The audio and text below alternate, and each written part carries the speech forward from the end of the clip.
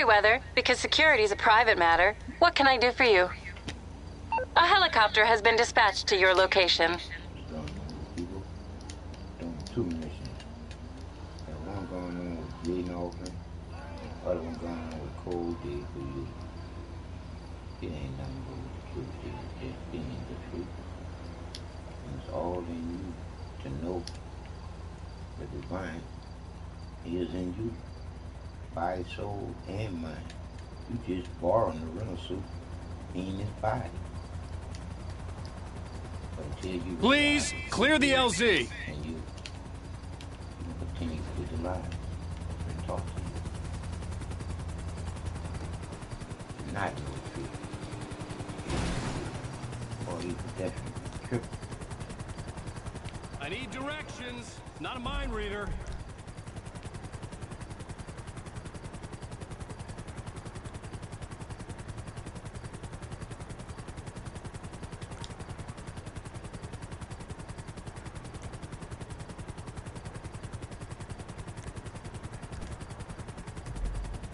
Easy enough.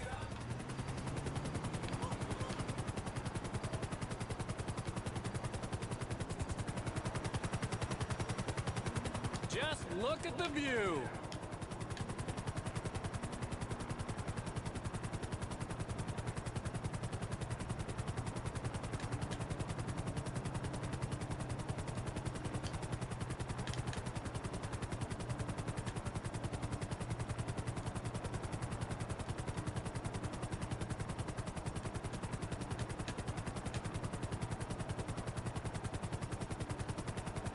The best thing about this job? An old drug test.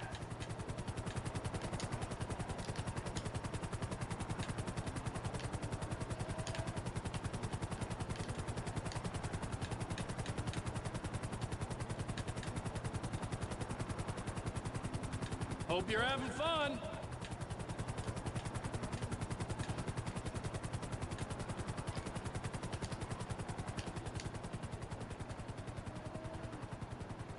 Finish this mission, right? If I finish this, show y'all I done. really enjoy talking I'm to you. multitasking and say that I can't read it right. I guarantee you, I can know the truth is just that, the truth.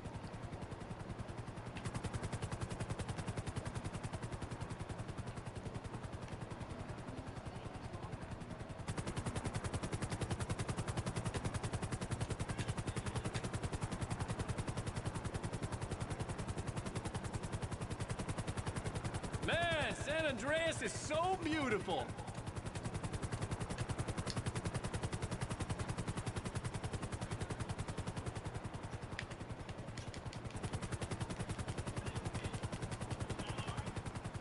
Are you a Penetrators or a Panic fan?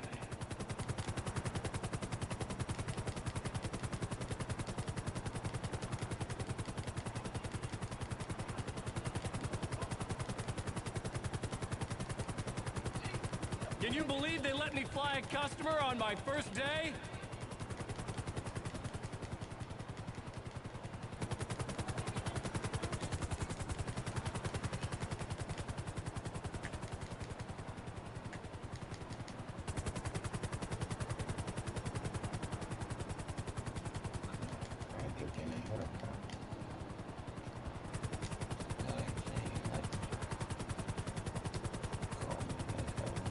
I wanted to be a stuntman, but I failed the exam.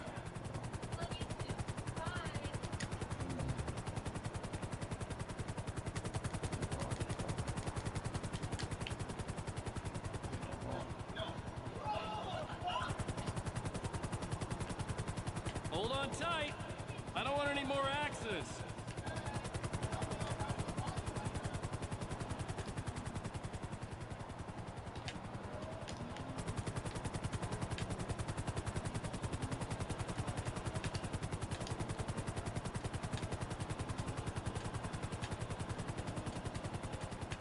My dad wanted me to be a pilot.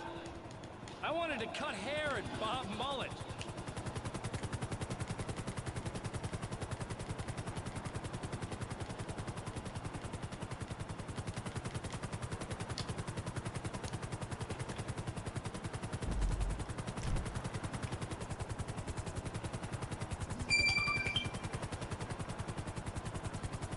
What a beautiful view!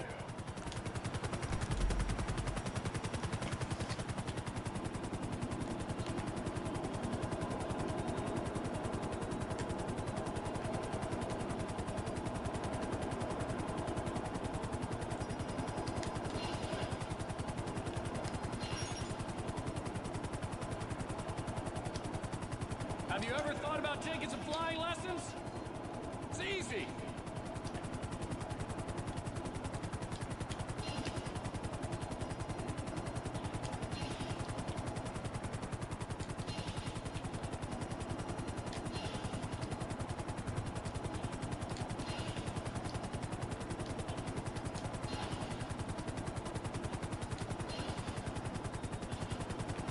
Man, I was so drunk last night. I'm still kind of tipsy.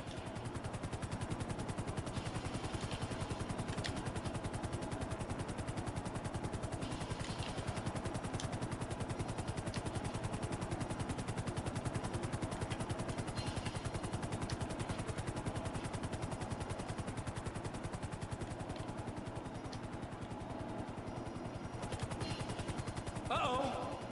That's not meant to be flashing.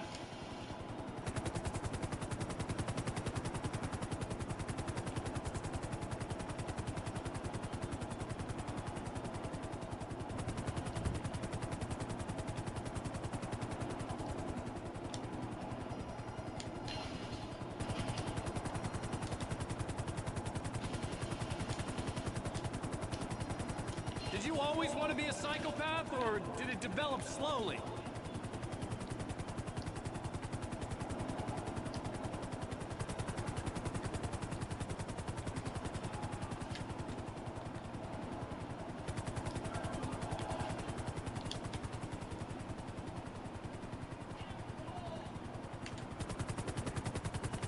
You're my favorite kind of customer.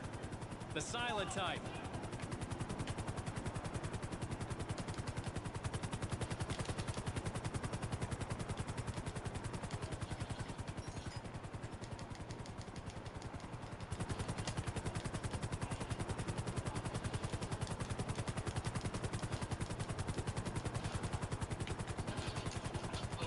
It's a lie! These things rarely crash. I've only crashed twice.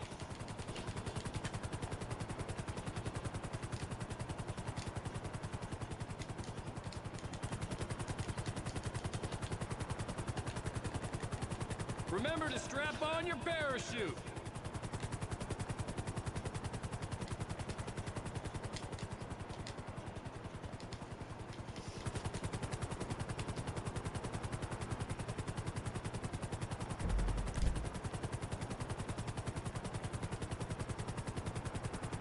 Easy enough.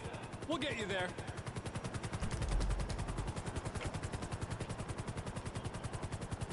Sorry if it's a little bumpy back there. I'm hungover. Almost there. Get ready to exit the helicopter.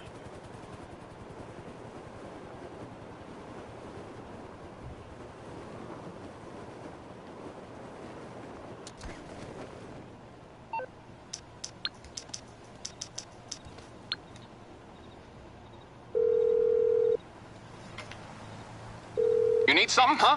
One of your rides? Let me know.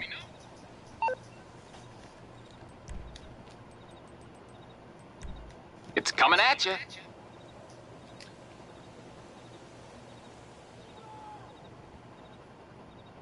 Merryweather, for all your private security needs. How can I help? Helicopter support unit will be with you right away.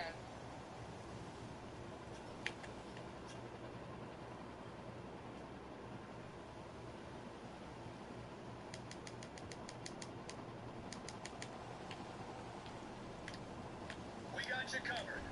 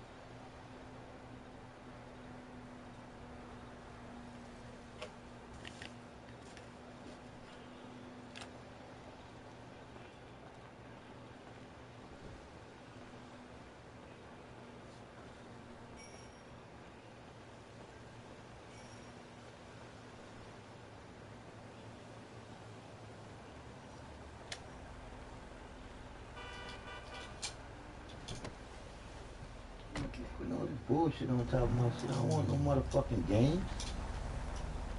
Motherfucker play too much fucking games now.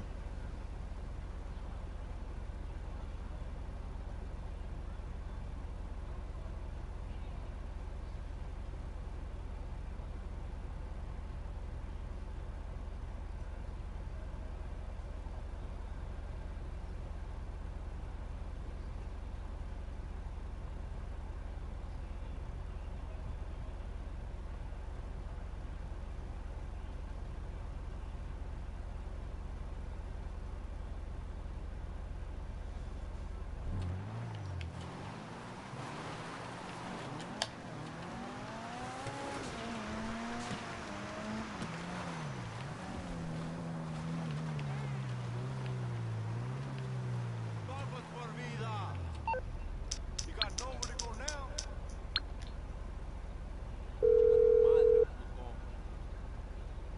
Hello, you're through to Merriweather Security Consulting. What can I do for you?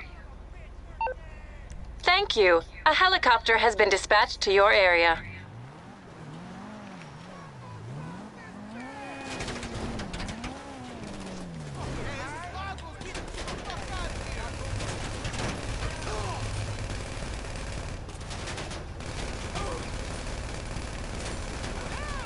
The cavalry has arrived.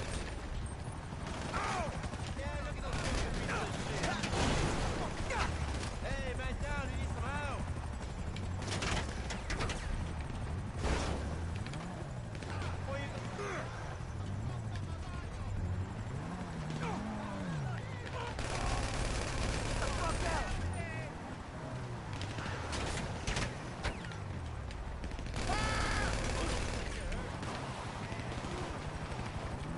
Vamos con softballs.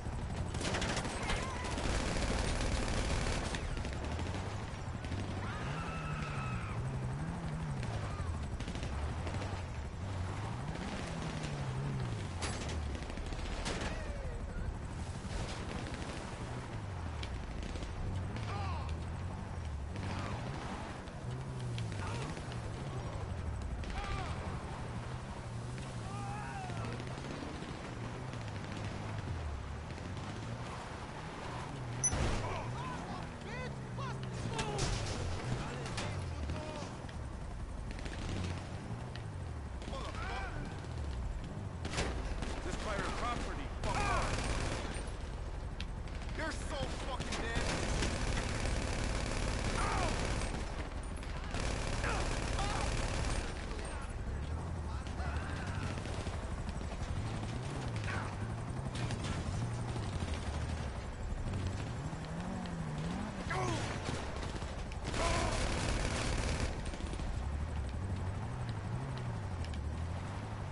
We're almost out of fuel. Returning to base.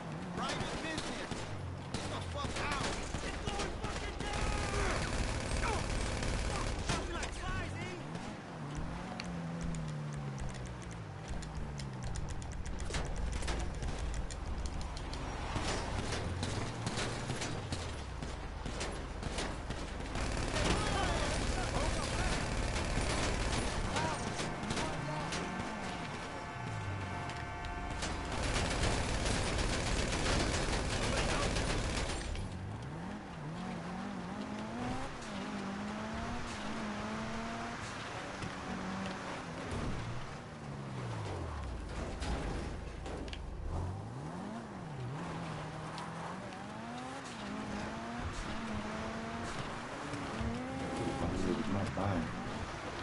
And I know what the truth is. When you don't know what the truth is, you can do stupid shit.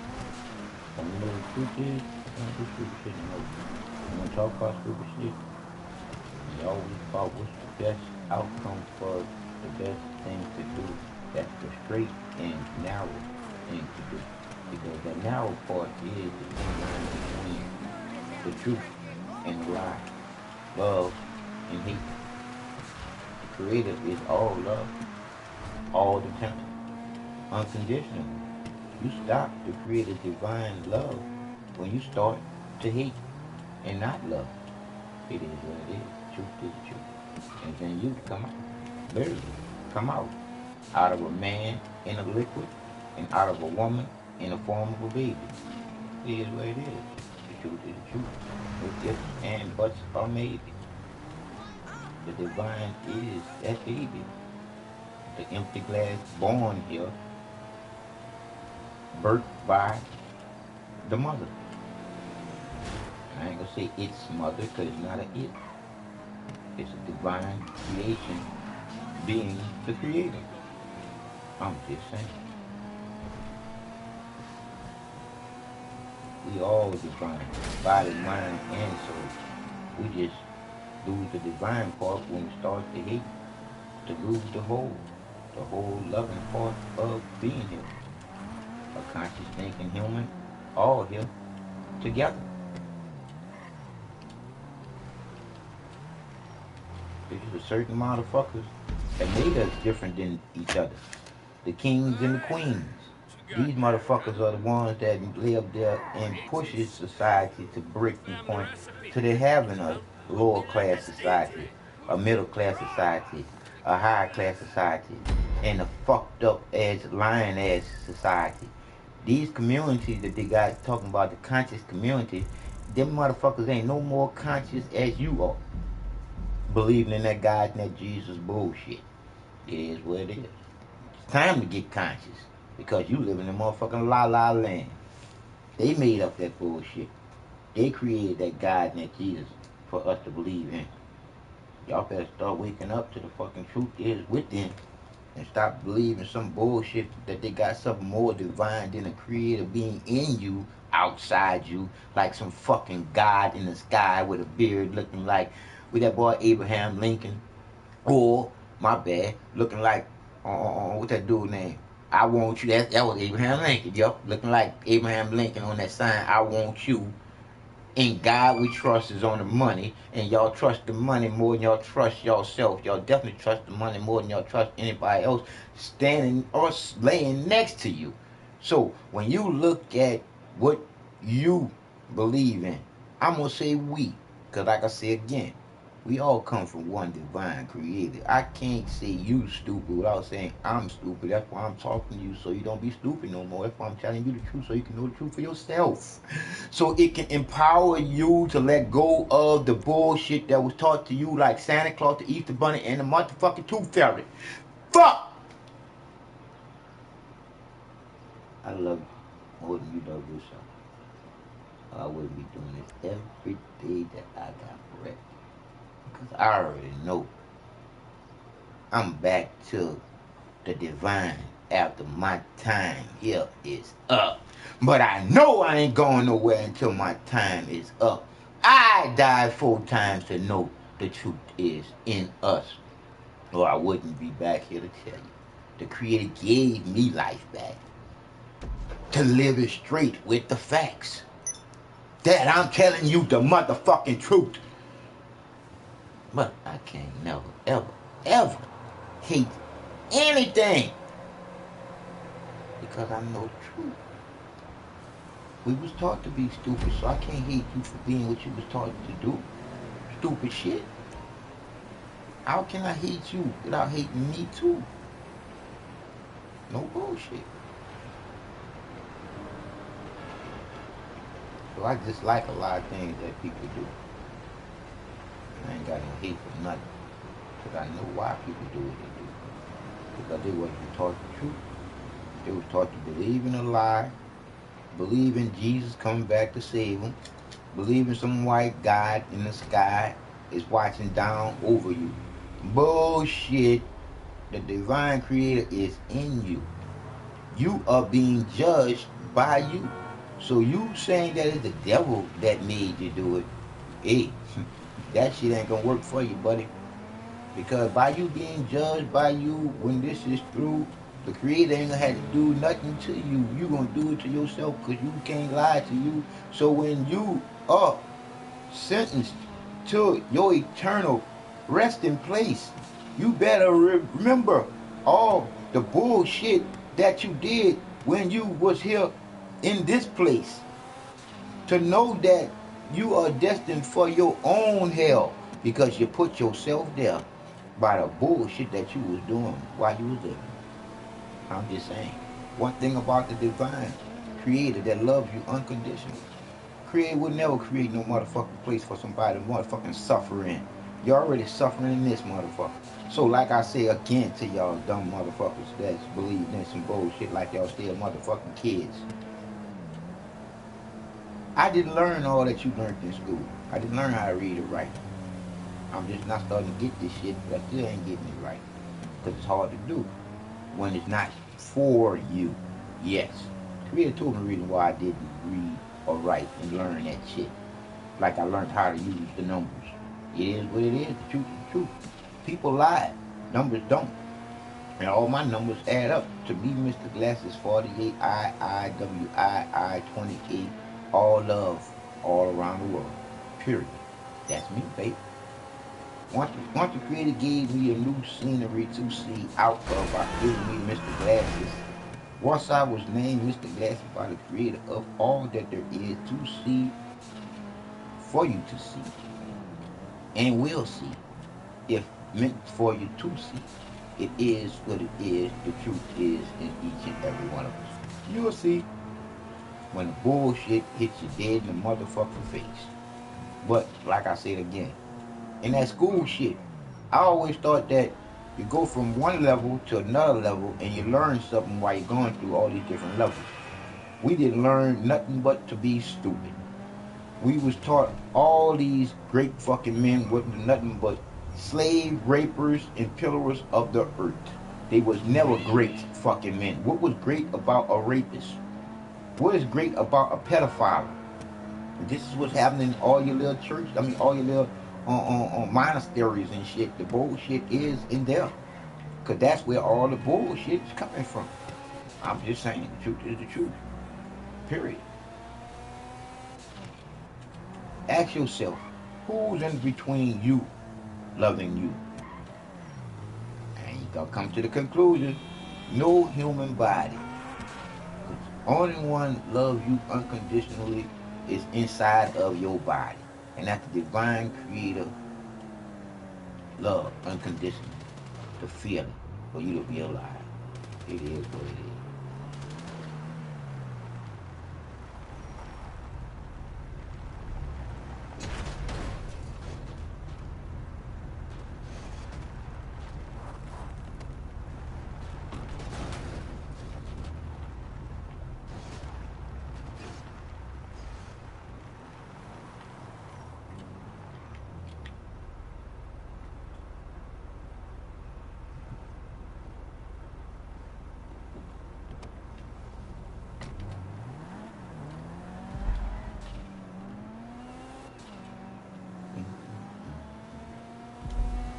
Welcome to my show, the truth, period. Fuck all the bullshit. We all the bullshit after the first two people. I told y'all, we more divine than the motherfucking butterflies being created. We wasn't created from no fucking sand or no dirt. We was created from the earth, but we was created like the butterflies was created. It's like we go from nothing to something to being everything. I'm just saying. I'll sit here and wait till y'all do whatever y'all want to do when y'all want to do it. Coolin'.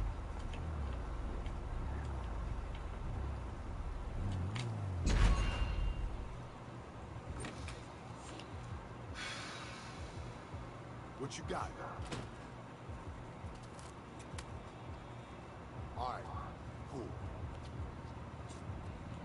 we gonna go with some. We gonna talk some truth here today, baby. We're gonna start this off like this here.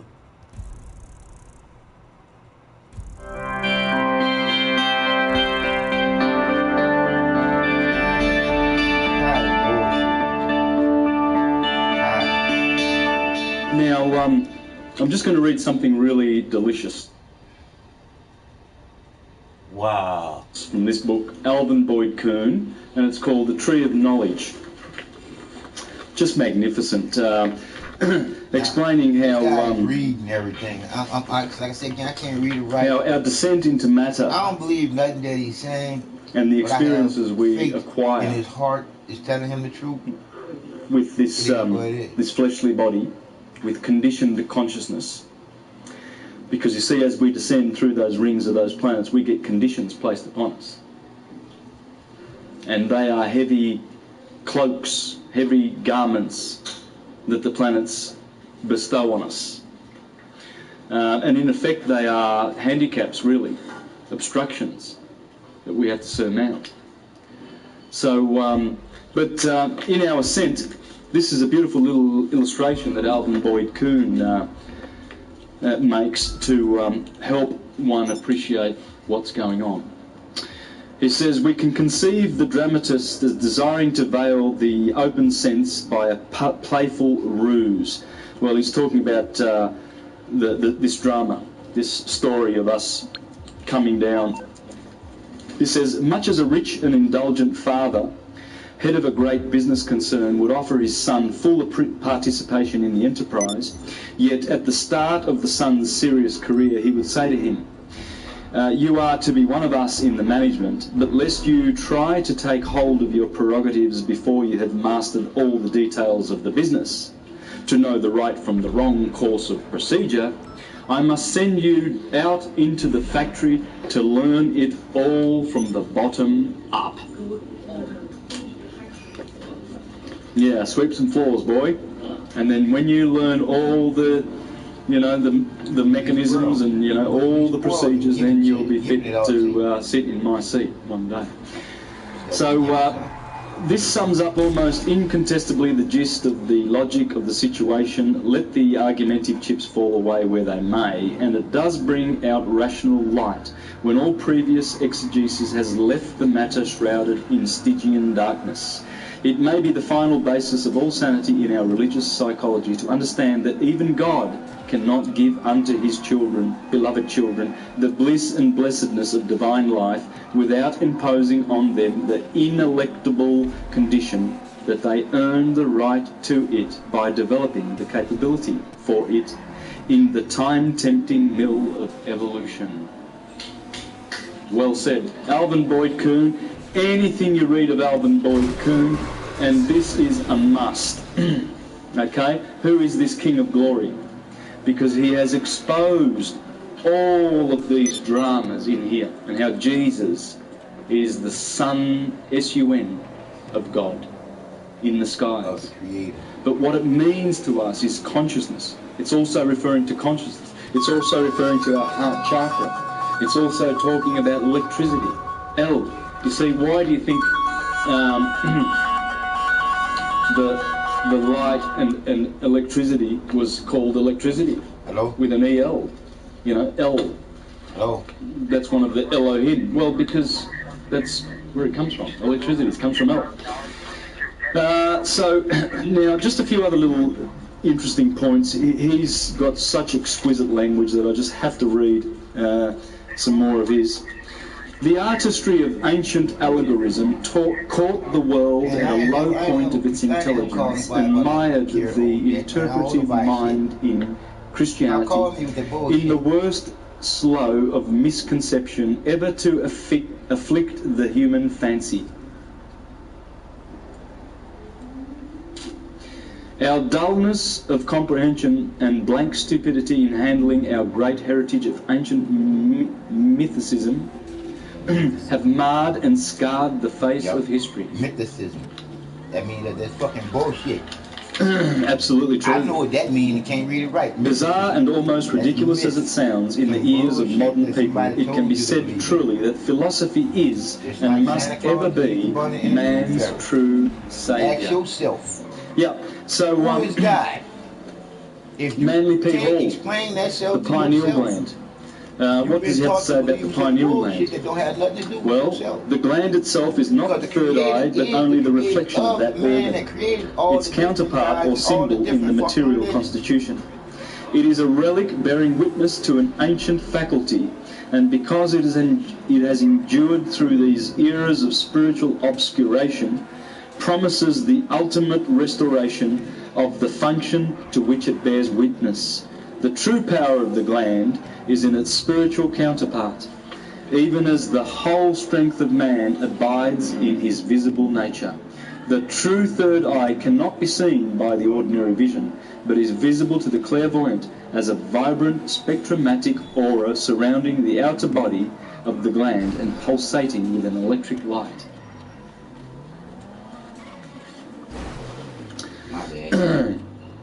The first sephira, tHE, everything I've just showed you, this is what syncretism's all about. There's the Kabbalah, there's all the tarot cards, there's the 22 paths of the 22 letters of the Hebrew alphabet, all the alphabets. Here are the planets, there's Mercury, there's Mars, here is the zodiac, Aries in the head, the fire, Taurus in the throat, the earth, Gemini air, Cancer water. This is the whole system. Here's the Eastern chakra systems, you see, and how they correspond with the Jewish. So this one here gets 2. There's 2, and this one here, the blue chakra, the throat chakra, and this one. You see, this is supposed to be the pineal gland, and this is supposed to be the two hemispheres of the brain. You see, and in this system there's tHE. And what he's saying here is tHE, the crown, signified the pineal gland. Did all the research that y'all want to be, and that the next 2 Sephiroth, Chokmah and Binah, one placed on either side of it, were the 2 lobes of the cerebrum. Marsilio Ficino was the guy who translated the Hermetica, and and it was given back. Basically the guy who spoke about the Prisca theology and reminded the world of the ancient teachings. So now I'm as straight as an arrow shot at the top, going in the middle. I'm as sharp as a razor that can cut a hair follicle down the middle. So I'm just going to read a little bit from this book. That I can say. Watch when I learn how to read. The first book of the Hermetic Opus contains a story with familiar Gnostic themes. Pymander, the divine mind, of course, this is Marsilio, he translated to Pymander. Pymander is the mind, the 12. Understood. That's the mind over matter. See, mind is 12, matter is 7. Okay? Because the truth is so he was the first one to translate it, so he should be able to talk about it. Literally. Appears to Hermes, and so divine mind appears to Hermes and describes the origin of man. As a kid, you're supposed to stay in the kid's place and learn. He relates. And learn the truth. A God of fire and breath. Us as adults supposed to be teaching the children the truth. Not teaching them some bullshit about Santa Claus 7 governors, the 2 fucking fairy. Who envelop with their circles the sensible world. And then wants to know all of why the lower world depends upon the 7 fucked governors. Up because we teaching them the same. Then the Father God created a man in his own image, a man so beautiful that God fell in love with him. He allowed the man to enter the sphere of the demiurge and there to behold the 7 governors. Obviously the pattern of mankind comes from here. That's what it's talking about. But he allowed that pattern to be introduced into his solar system. That gay shit. Okay? That gay shit. Because that's where the creation happens. It didn't create. The creation did not happen here on this earth, as literalist evolutionists teach, Darwinians, or as the theocratic types will teach you. Oh, God made Adam from the dust, literally, and Eve from the rib. You know, it's literal to them because they cannot see the 3 dimensions that are coming up out of this. They can't see it. But we've been believing this shit all our motherfucking life. Come on, people, open your motherfucking eyes and your heart. Feel the fucking truth. You know how I feel when you do something good. You know how I feel when you do something bad. You know, with little boys, they don't care about that. And they offer no protection to their children when they bring them to church, because there is no protection for children in any of the Christian corporate churches, because they don't deal with pedophiles in, you know, with justice and out there and the law and the police and everything. No, it's all in-house. Wow. We take care of this in-house because we don't want Jehovah's name to be spoiled. Poor Jehovah. But the kid could be spoiled. The fucking name can't be spoiled, but the kid could. Man, y'all, we some stupid ass fucking shit. I've got a name to protect up here, please. Let these people know that we the people that make the motherfucking world go I was around. Jehovah's Witness for 22 years, and I saw how they treated pedophiles, just like that, just as I have said. It's disgraceful. It's murderous. They are murderers. This is what frees. Then the Father God created a man in his own image, a man so beautiful that God fell in love with him. He allowed the man to enter the sphere of the demiurge. That's kNOw, the demiurge. He's the boss of the demiurge, Saturn.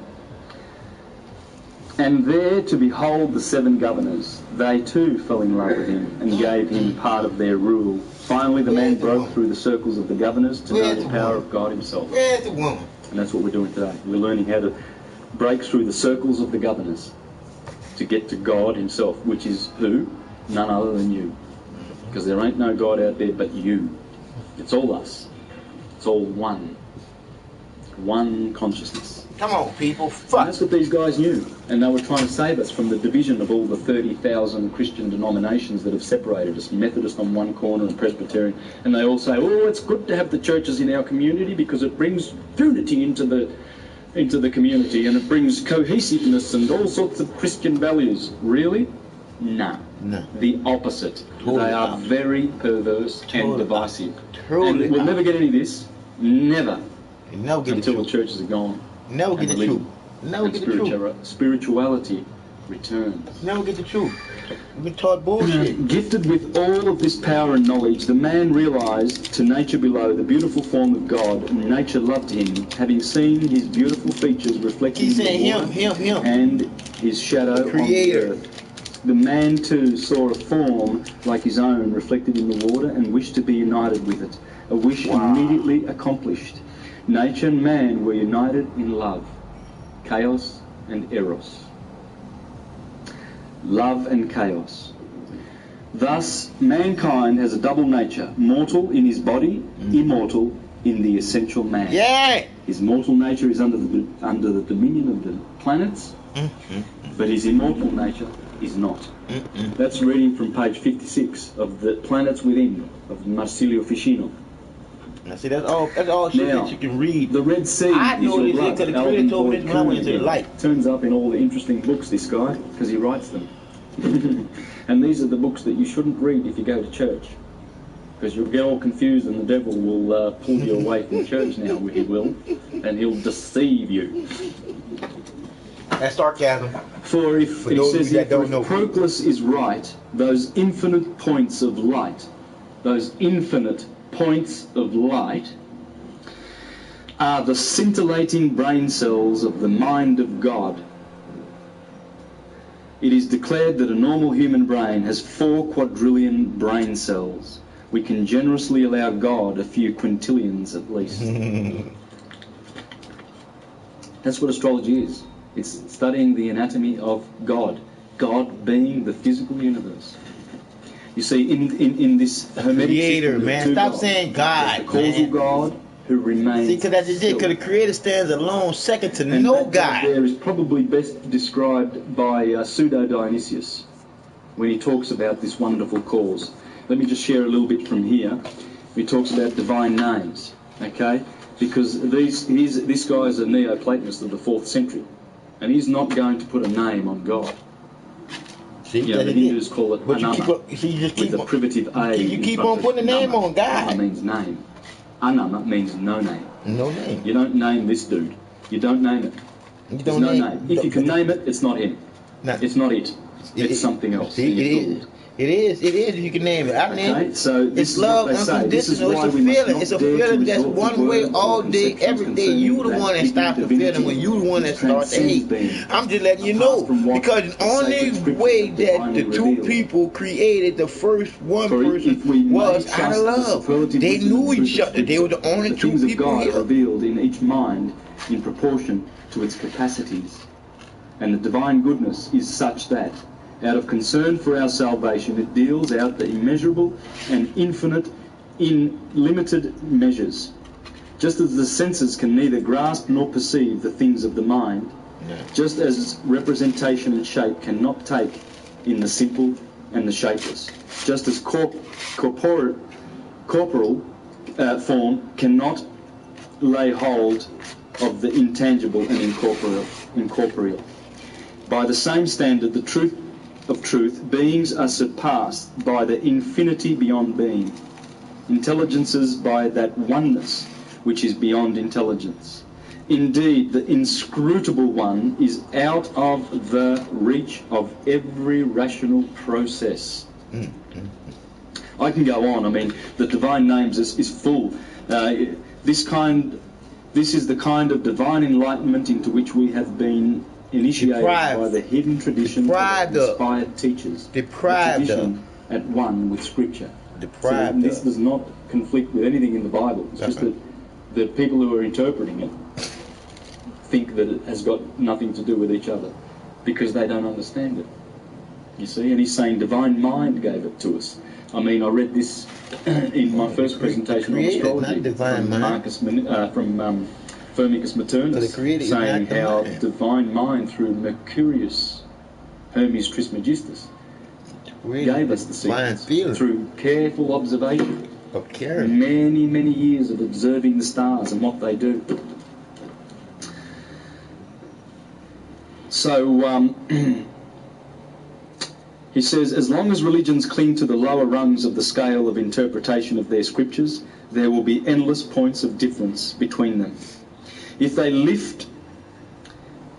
lift the sense to the upper third and fourth levels, the apparent outer grounds of difference will dissolve in the unity and harmony of a lofty conceptual enlightenment. Come on.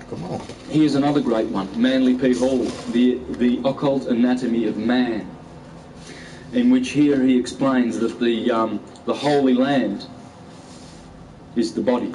Yep. And he exposes all of these from the scriptures. I'll just give you some examples. The sacred river is the spinal canal, I keep telling y'all, man, which has its source among the peaks of the mountains. The first loving people. The holy men in their retreats represent the spiritual side of the human brain, and there are 7 sleepers of the Quran who must remain in the darkness of their caves until the spirit fire vitalizes them. The brain is the upper room referred to in the Gospels, where Jesus met with his disciples. And it is said that the disciples themselves represent the 12 convolutions of the brain.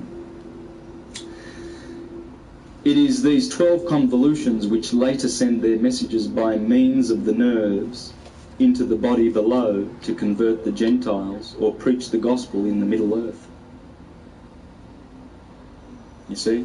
So Jesus is up here, the king, and the 12 convolutions of the brain, and through the nervous system he sends his disciples to go preaching to the Gentiles below. The Gentiles are down here in Sodom and Gomorrah, because that bottom chakra, where sodomy happens, is called interpreted the way that they want to interpret all the controls. And the one above is Gomorrah. You see, it's the Holy Land. I was one of those ones too that went to church every Sunday. And the Jordan starts from the feet of Aquarius. You see, Aquarius is pouring down, and he starts that river flowing, the Eridanus, and the Eridanus goes all the way to here, to the Pleiades. And when I say all my numbers add up, 7 sisters. 01, 28, 1969. That's everywhere. my day that I was born here. Those 7 just it's my born day, not out. my birthday. It's my mama's birthday. Super, I was just born. Pleiades. I didn't do nothing to deserve a day. My mama put in all the work. There it is. From taking the dick. You see, so John the Baptist to create me from the sea. Janice That's is the John. only divine That's creator John. here on earth. Don't be The fooled. woman's It's not just consciously because of thinking. baptism, no. Man ain't nothing but a Because as the sun donator to that creator. climbs up from the 25th of We've December. been lied to big time, people. This is the He gets reason a why hell they of a don't like my baptizing broadcast to be by broadcast January the Baptist, country to country. the water bearer. That's why they stop And my he shit. says, That's why they look, don't like me. That's why they do me the like Lamb they of do God me who with takes this away the algorithm sin of the system. world. But I'm like And this he here baptizes algorithm you system. I in don't Jordan. hate you. That's the I Iridamus. just dislike you. All because you do what you do, and it's not for There's the a lot of this stuff in here. Okay, I'm not going to be able to dwell much on this, but Pythagoras taught on the internet, or you can go to the Theosophical Society on Russell Street. They have a lot of this Manly P. Hall stuff, and most of these guys, you can order it through them.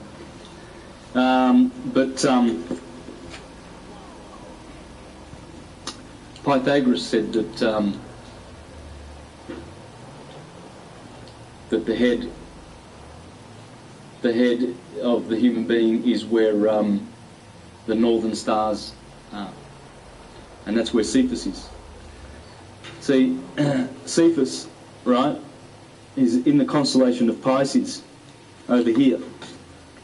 Cephas. That's another name for in the Bible for the Apostle Peter, Jupiter.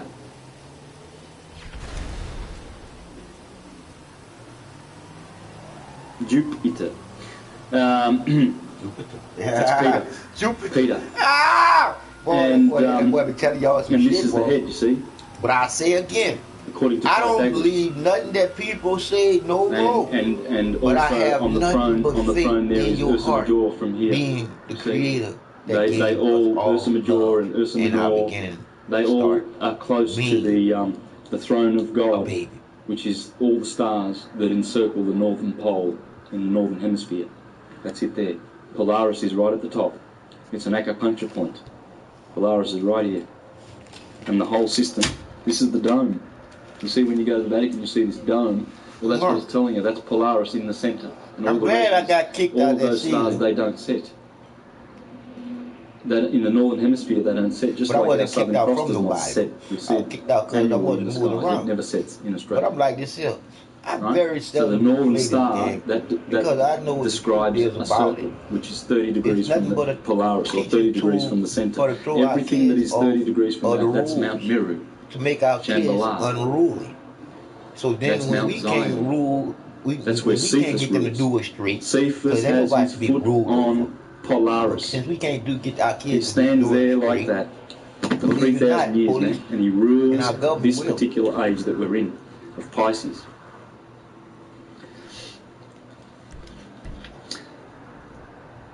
So the spirit not only leaves, but also enters the body through the crown of the head, probably giving rise to the story of Santa Claus and his chimney. Yeah, the Amanita muscaria mushroom. Yeah, Santa Claus is always red, white and black, just like that little mushroom. Yeah, because that's what it's all about. Because what does the Amanita muscaria mushroom do? Well, it causes you to have an out-of-body experience. And if you can have an out-of-body experience, what does that mean? Oh, That means that you're not your body. Wow. Now, they don't want you to know that, do Wow. they? The Vatican has spent so much money in putrid, filthy, lying propaganda to make us believe that we are a society of slaves that are our bodies. And those bodies... When I gave up on life, and life was given back to me to live it straight, I'm just telling y'all, I was fed the fuck up. I was fed the fuck up with the bullshit that was happening to me dealing with doctors and all the different medications that they were fucking me up with. I always went by what I was taught. Doctors know best. God, Jesus, the devil. I was taught all that bullshit. To know now that it was just lies to control me and my mind and me getting to know what love really is. Being a creator, loving each and every one of us unconditionally. At the same time. That's what makes the creator divine. Never controlling your mind. Giving you life. Giving you free will. Giving you the choices. to will towards the Creator's one divine way, and that's love. Never hate, but we human. But me, I could never hate again. That's why I love you more than you do. But I can dislike a lot of things. Because the truth is within you. And when I say you, I mean me. Because technically speaking, you are me. We all come from one divine creator. It's man that then separated us from knowing each other. From knowing and caring completely. It's bullshit when you look at the bullshit that we've been bullshitted to believe in. Because I know in your hearts of hearts, y'all know that a man and a man don't go together just as well as a woman and a woman don't go together. That wasn't the way that we were created to be here. Wake the fuck up. Police can go out and get a career, get a job, get a sports career. Oh, let's pay, let's pay David Beckham $40 million for 1 year to go to Galaxy, or whatever. So you see all these sportsmen who are, who are getting $100 million a year. And then you see 2 billion of our brothers who are starving to death. And these sportsmen love to get on these Fox, lifestyle shows to show their, beautiful mansions on, in Doubleday, Sydney. And, oh, yes, I've got a $5 million house in Australia, I've got a $6 million house in Liverpool. Some of our Australian soccer players, do this. Yeah, and I think to myself, you buffoons. You buffoons, you think you're your body, do you? You think you own the molecules that have assembled your house in Doubleday, do you? Well, this is the sad story for these people who have descended and gotten themselves entangled. Entangled because, you see, when we come down here, we already make our pact not to be deceived by the priest and the salesman on every corner. And you look around, man. You go to the city in Melbourne, you see the priest and the salesman. The biggest and the best buildings are the cathedrals and the banks. And they work together. The bullion brokers and the people put spell on the money. They got the big buildings. They must put their spell on the money, and they work together, and they always have. And this cabal is about to be undone. By what? By our consciousness. To the whole that they have evil destroys itself like a cancer. It will eat itself until it is finished and consumed. Just watch how the Rockefellers start killing the Rothschilds, and the Rothschilds start killing the Morgans and the Schiffs and the Warburgs, and you watch what happens now. You'll see heads are rolling because Saturn here, the guy that they pay so much homage to and harvest his energy to enslave the rest of mankind, is going to give them a bit of justice. The 2 lobes of the cerebrum were called by the ancients when we, the Cain and Abel. Come together, them rich motherfuckers can't do nothing to us. Abel. Because once we come together, we can help one another. Fuck them and they bullshit. That's why they won't let you write with your right hand. You see, because the left brain is masculine, and it dominates this hand ruled by Mars. That's Mars, this is Mars. This is the killing hand, you see. If they can get you, and if they see you working with your sinister hand, left hand, they soon smack the out of you with your right hand. Yeah, to keep you really unbalanced. Unless you're a kid. Rather than teaching us to be ambidextrous, right? Or perhaps if you're inclined to be left-handed, we'll go for it. And that will balance out the 2 hemispheres. They want us in here. Because this fella, he sees the trees, he don't see the forest. Okay? They need the feminine side to do that. And have much to do with the legend of the curse of Cain, which is literally the curse of unbalance. You see, this is the unbalance is happening here, where Orion, that's Cain, is killing the bull. Abel. Abel is a bull. Abel. El. And that's what's happening here. The 2 hemispheres are here in the brain. The human brain is here, you see, and Cain, Orion, is killing the bull, his brother. And that's the unbalance, or the spirit of equilibrium. For the murder of the spirit of equilibrium, Cain is sent forth a wanderer upon the face of the earth. The spinal cord is an elongation of the brain And some authorities even claim the cord to be capable of intelligence throughout its entire length. This cord is the flaming sword which is supposed to have stood at the gates of the Garden of Eden. The Garden of Eden is in the skull, within which is a tree bearing 12 manner of fruit. Remember I said this is the Garden of Eden. It can't be here. This is where all the vital organs are of the body. And these are the best of the vital organs. This is the heavens, the earth, and hell. Right? And so there is where all the good stuff's happening. In fact, Aries is the mid-heaven. I discussed that in my astrological presentation 2 weeks ago, where this guy explains clearly that the ancients gave us the chart of the universe, the birth chart of the universe. And in that, Aries is the head. Because it is. It's the mid-heaven, rather, not the head. Aries is the mid-heaven. See, in astrology, the mid-heaven is when the sun climbs to that point. And in your chart, it deals with the 10th house. And that's Capricorn. And because Capricorn is where Saturn is.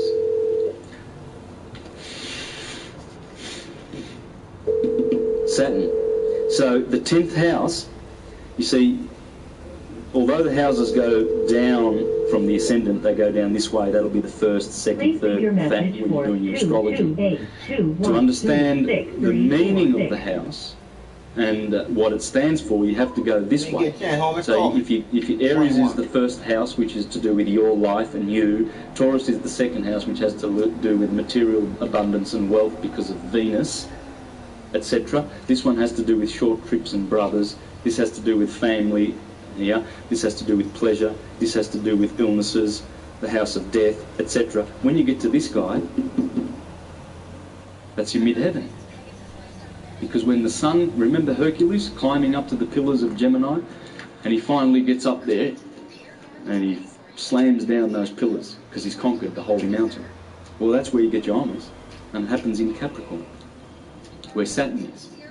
Because Saturn's the old man who does 30-year orbit. No one does a 30-year orbit. Jupiter's 12, Mars is 2, trumps them all. So he stands, he's old man Kronos, you know, and he stands there and he's waiting for the honours.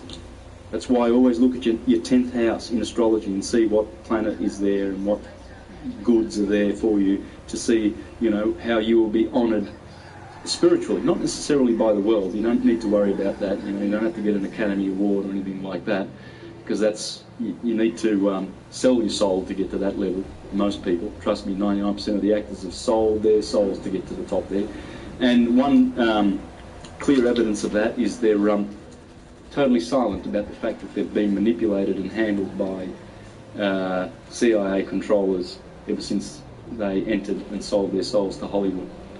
They won't tell you that. But there's a few guys getting out there. There's a guy called Randy Quaid, the brother of Dennis Quaid, who revealed a couple of months ago about the Star Whacker Club that exists in Hollywood. There's a certain bank or certain banks that go around whacking guys like Heath Ledger, Michael Jackson to get at their estates, you see. And this bank went on record, well, at least Randy Quaid said, you can see this on the internet, on YouTube, he said, the bank that told me, it said, we prefer dead actors, they don't do number. What do you think happened to Marilyn Monroe and Elvis Presley and Rudolph Valentino and Dean, Michael Jackson's stock on his social security number? Guys, there's some smart lawyers that have placed themselves in Hollywood, and they are all there this stuff coming to on here. bring you to I ain't know nothing about none of this shit was on here. And When the creator told me this shit when I went into the light. Simple as that. We aren't nothing but the reason I'm going into that, I'm down that tangent, we wasn't born to ourselves, we wasn't born to our moms and dads, we were born to the United States of America's and this is the one that they are scared of the most. This is the great heresy that has been persecuted for thousands of years, because this is empowerment. This is unity consciousness. This teaches you how to think, whereas Rome has taught us what to think, because she likes to divide and conquer and let who shall be deceived, let him be deceived. We're here to administer the affairs of God, because that's what they do. The Vatican administers all of the affairs of God in our courts. When you get a written summons, that's coming from a scribe, a notary. a scribe, a notary, right? Jesus in the Gospels condemns 5 classes of people, right? Unless you're aware of it. He's got the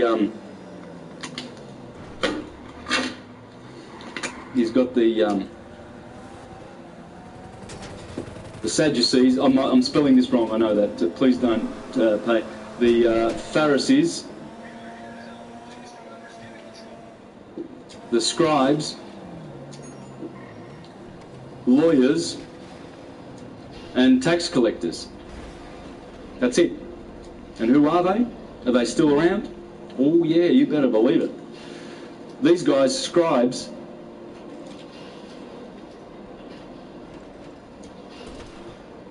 scriver, that's a V by the way, sorry about my bad writing. Scriver notary. Notaries. That's a writer of indulgences. I've exposed this in other videos of mine. You see, the scribes, that's why he doesn't like the scribes. The Pharisees, these are people that, you know, like your priests and your money changers. These are the money ones. These are the law guys. These are the guys who you know, get big educations to go into politics. You know, like your John Howards and your Rudds and Gillards and these creeps to run us. And you know what? They're lawyers. Oh yeah, they study law because they want to bind you. And they know how to bind you. It's called statutory legislation. It's not the law of God. We're only bound to one law, and that is don't hurt anybody. We are all one. Why are they like that? Because they've divided us. This unites. They have divided us. The elites that are doing this, dividing us, are causing you to have your label. You know, Jehovah's Witness, Mormon, Pentecostal. If this doesn't take over the whole planet in the next 10 years, it's all over. It's coming back. It will come back. Hermes has always promised to come back and return. Good. Okay. One only needs to read the Lament of Hermes, right, from the Hermetica, where Hermes predicted, and so did Hesiod, by the way. Actually, I'll read these. That's why I brought these along, because you know, I don't know. I've done all my notes and I'm happy. Now I'm just sort of leaving this time to sort of deal with loose things that I brought along. Okay, so because it all pertains to the holy science, as above, so below. Get away from my book. When you know above where all the planets are and what they're doing, you know below, and you know what's going to be happening for you. This is what in Works and Days by Hesiod, he said, notwithstanding this, he was talking about the Iron Age, for now truly is a race of iron. He just explained the Golden Age, the Silver Age, the Bronze Age, the Hero Age, and the Iron Age. And he says this, and the gods shall lay for sore trouble upon them. But notwithstanding, even these shall have some good mingled with their evils. And Zeus will destroy this race of mortal men also, when they come to have grey hair on their temples at their birth. The father will not agree with his children, nor the children with their father, nor guest with the host, nor comrade with comrade, nor will brother be dear to brother as aforetime. Men will dishonour their parents, and they will grow quickly old, and will carp them, chiding them with bitter words. Hard-hearted they, for not knowing the fear of the gods. They will not repay their aged parents the cost of their nurture. For one shall be their right, and one man shall sack another's city. There will be no favour for the man who keeps his oath, or for the evildoer and the violent dealing. Out of love. Strength will be right, and reverence will cease to be. And the wicked will hurt the worthy man, speaking false words against him, and will swear an oath upon them. Envy, foul mouth, delighting in evil, and scowling face will go along with wretched men, one and all. So there's no hope for the Iron Age. Hesiod said that. In the Bible, 1 Timothy chapter 3, it says, for in the last days there shall be men lovers of violence and greedy and slanderous and that's all on this game. A lot of y'all in the game. Hermes did that. This is low Now, of course, this is the original. Greed.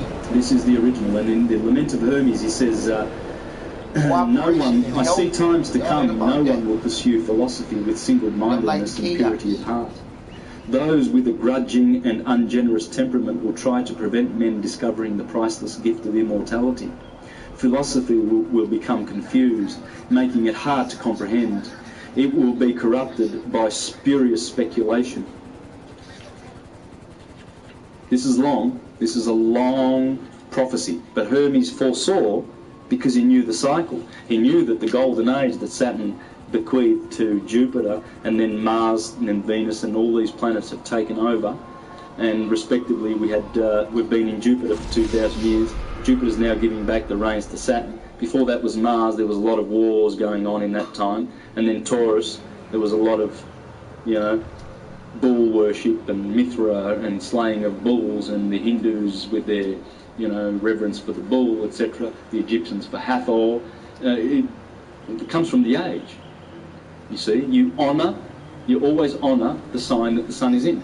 For instance, during the year, you get to, this is what they call Lent, the days of Lent, 40 days. Well, they eat fish, don't they? Because of Pisces, right? And then you eat lamb, and then you eat beef. You'll see that. You just look at the holidays of the religions and what they're observing, and you'll see that it all goes in with above. Everything above dictates what happens below. Everything.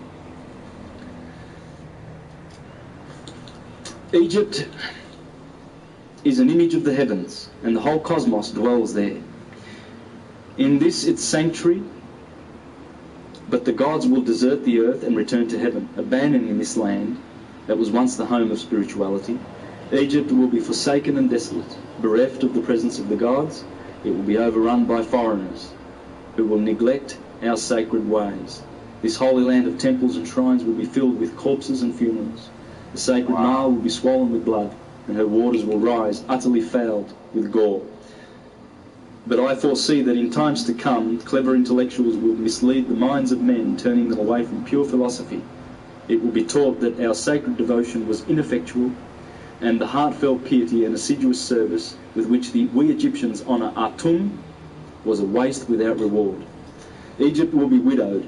Every sacred voice will be silenced. Darkness will be preferred to light. No eyes will rise to heaven.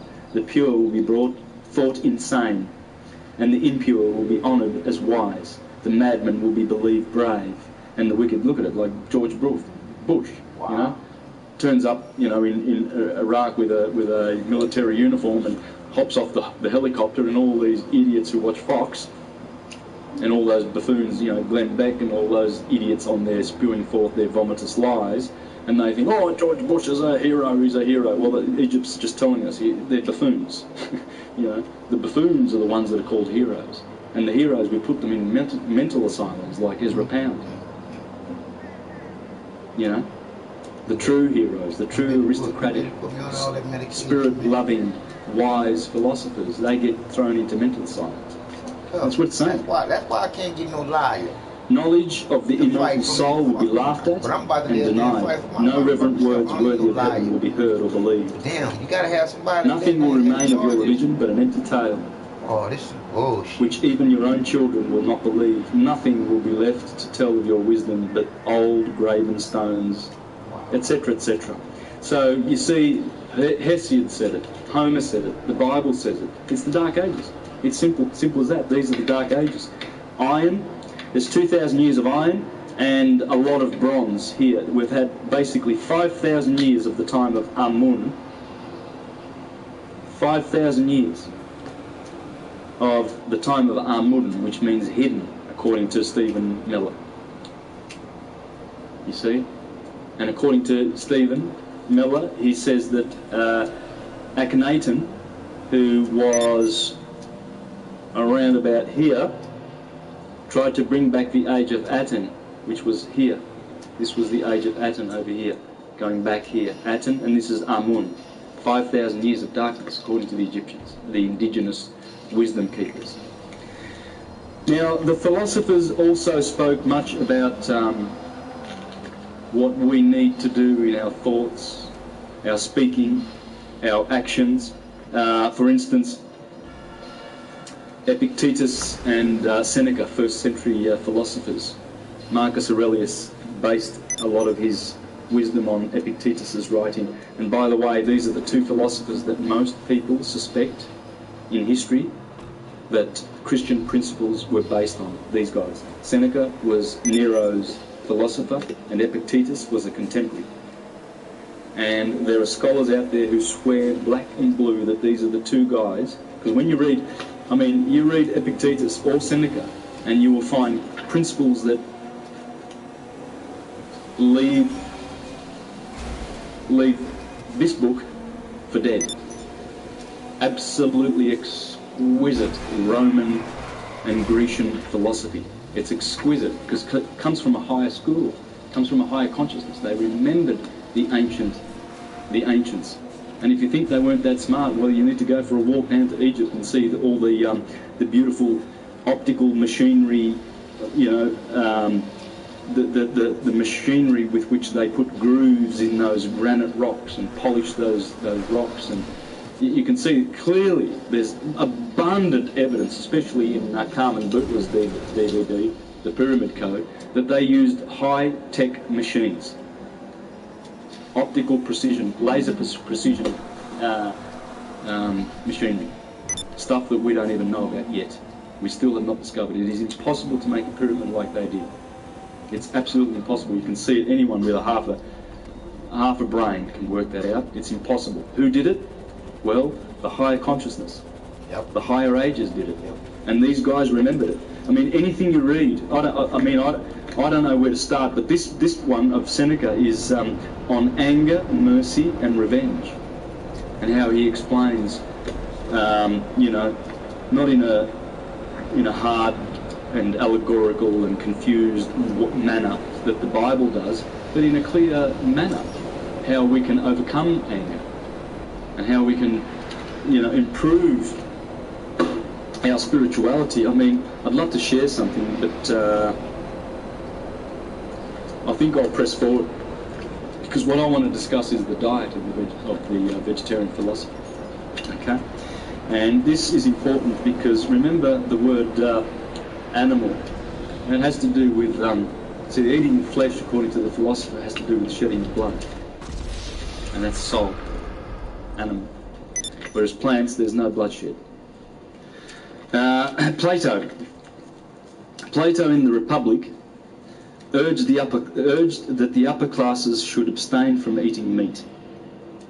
Not only a vegetarian diet was the healthiest option, but growing plants also requires less land than producing animal food.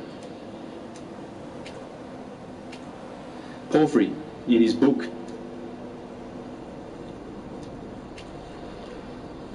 this is a Thomas Taylor version, right? Porphyry. His 4 books on abstinence from animal food. They burned his books in the 3rd century, Porphyry, because he wrote against the Christians. And Celsus did 100 years before him. Those books must be read if you want to understand who Christianity really, really is. This false, rubbish, antichrist Christianity on the scene in your churches, in the community. It's absolutely the antichrist, because this is the true Christian religion, based on science. It's not based on any kind of hocus pocus that they're teaching in the churches.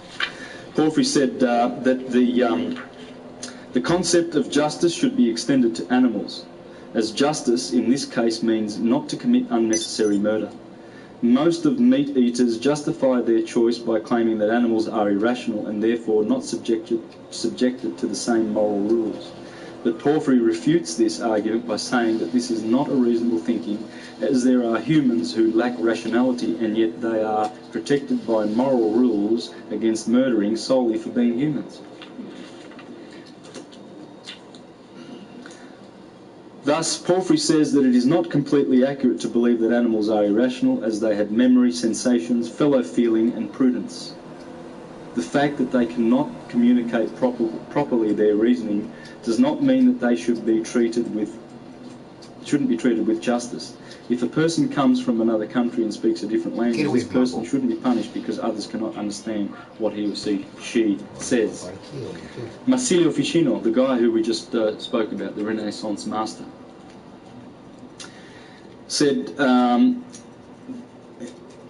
he argued that a vegetarian diet could help a person elevate consciousness and purify the body. He encouraged his followers to become vegetarians and abstain from anything that could enslave the senses, such as the kind of bodily pleasures that could dominate the mind. Plutarch in his tractate on the eating of flesh, he argued that people are not naturally carnivorous, but gluttony makes them cruel, as the desire to please the senses with the taste of flesh becomes more important than the life of other living creatures. Allowing animal slaughter unnecessarily only indicates that men are being dominated by their bodies. In accordance with the Platonic philosophy, Neoplatonists defend that the mind should govern men's principles. As the use of intellect, it is one of the things that differentiate humans from animals. And when the bodily instincts take over, men are usually corrupted. So the only reason why people do not want to give up eating animals is because eating flesh pleases the senses. A true philosopher must be above the senses and must not allow the instincts to overshadow the principles. Leonardo da Vinci, in letters exchanged with friends, usually mentioned piety for animals. He was a vegetarian, of course. And it is said that he bought birds at the market only to set them free. As a good Neoplatonist, Da Vinci assumed that killing animals just to satisfy one's desires for flesh was absurd. It attests to the incapability of having control over the senses. Plato called this kind of behaviour tyranny of the senses. With the intellect, when the intellect learns that something is morally wrong, but the physical body ignores this principle in the name of its satisfaction. Plutarch says, "We can claim no great right over land animals which are nourished with the same food, inspire the same air, wash in, drink the same water that we do ourselves, and when they are slaughtered, they make us ashamed of our work by their terrible cries. And then again, by living amongst us, they arrive at some degrees of familiarity and intimacy with us." He goes on to say, Plutarch, in his essay on flesh eating, "If they could now assume consciousness and speak, they might exclaim, 'O blessed and God-loved men who live at this day, what a happy age in this world's history has fallen to your lot, who plant and reap an inheritance of all good things which grow for you in ungrudging abundance. What rich harvest do you not gather in? What wealth from the plants, from the plains? What innocent pleasures is it not in your power to reap from the rich vegetation surrounding you on all sides?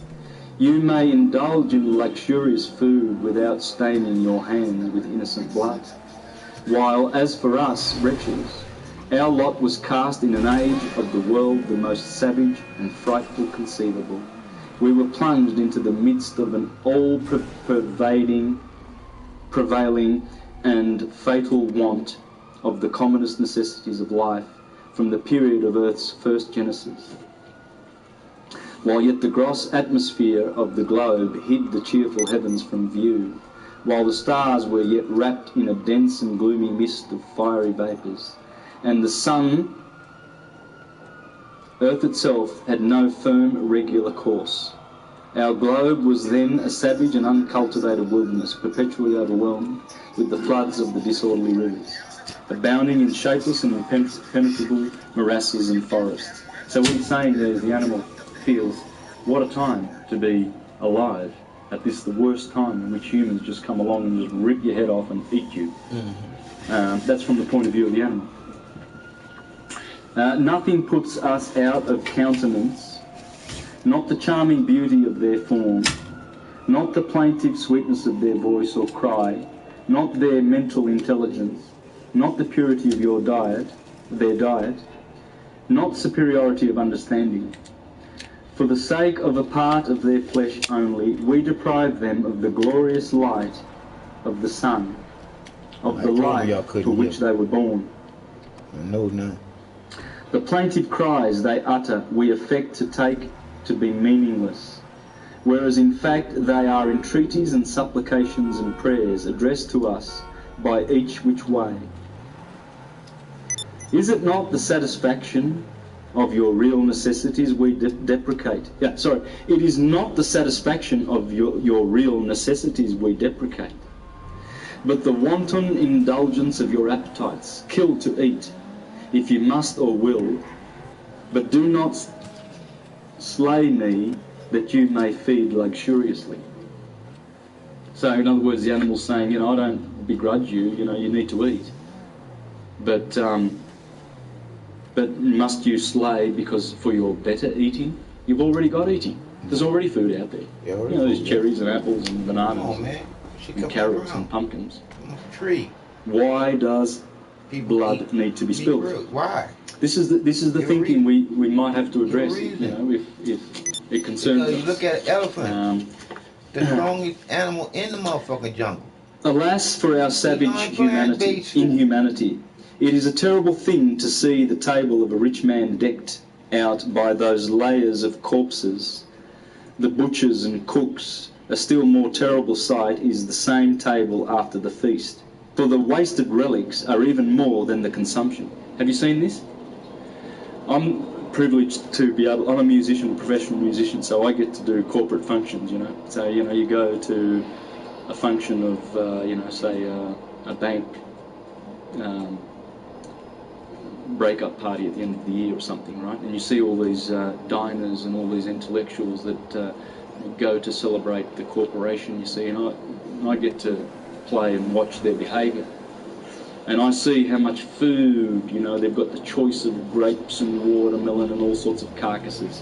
Bring out fish and they bring out meat and they bring out all sorts of food, and as Plutarch says, the wasted relics are even more than the consumption. And yet people are starving to death on this planet. These victims then have given us their lives uselessly, as other times from the mere niggardliness. The host will grudge to distribute his dishes, and yet he grudged not to deprive innocent beings of their existence. Well, I have taken away the excuse of those who allege that they have the authority and sanction of nature. That man is not by nature carnivorous is proved in the first place by the external frame of his body, seeing that to none of the animals designed for living on flesh has the human body any resemblance. He has no curved beak, no sharp talons, no claws, no pointed teeth, no intense power, or stomach, or heat of blood, which might help him to masticate and digest the gross and tough flesh substance.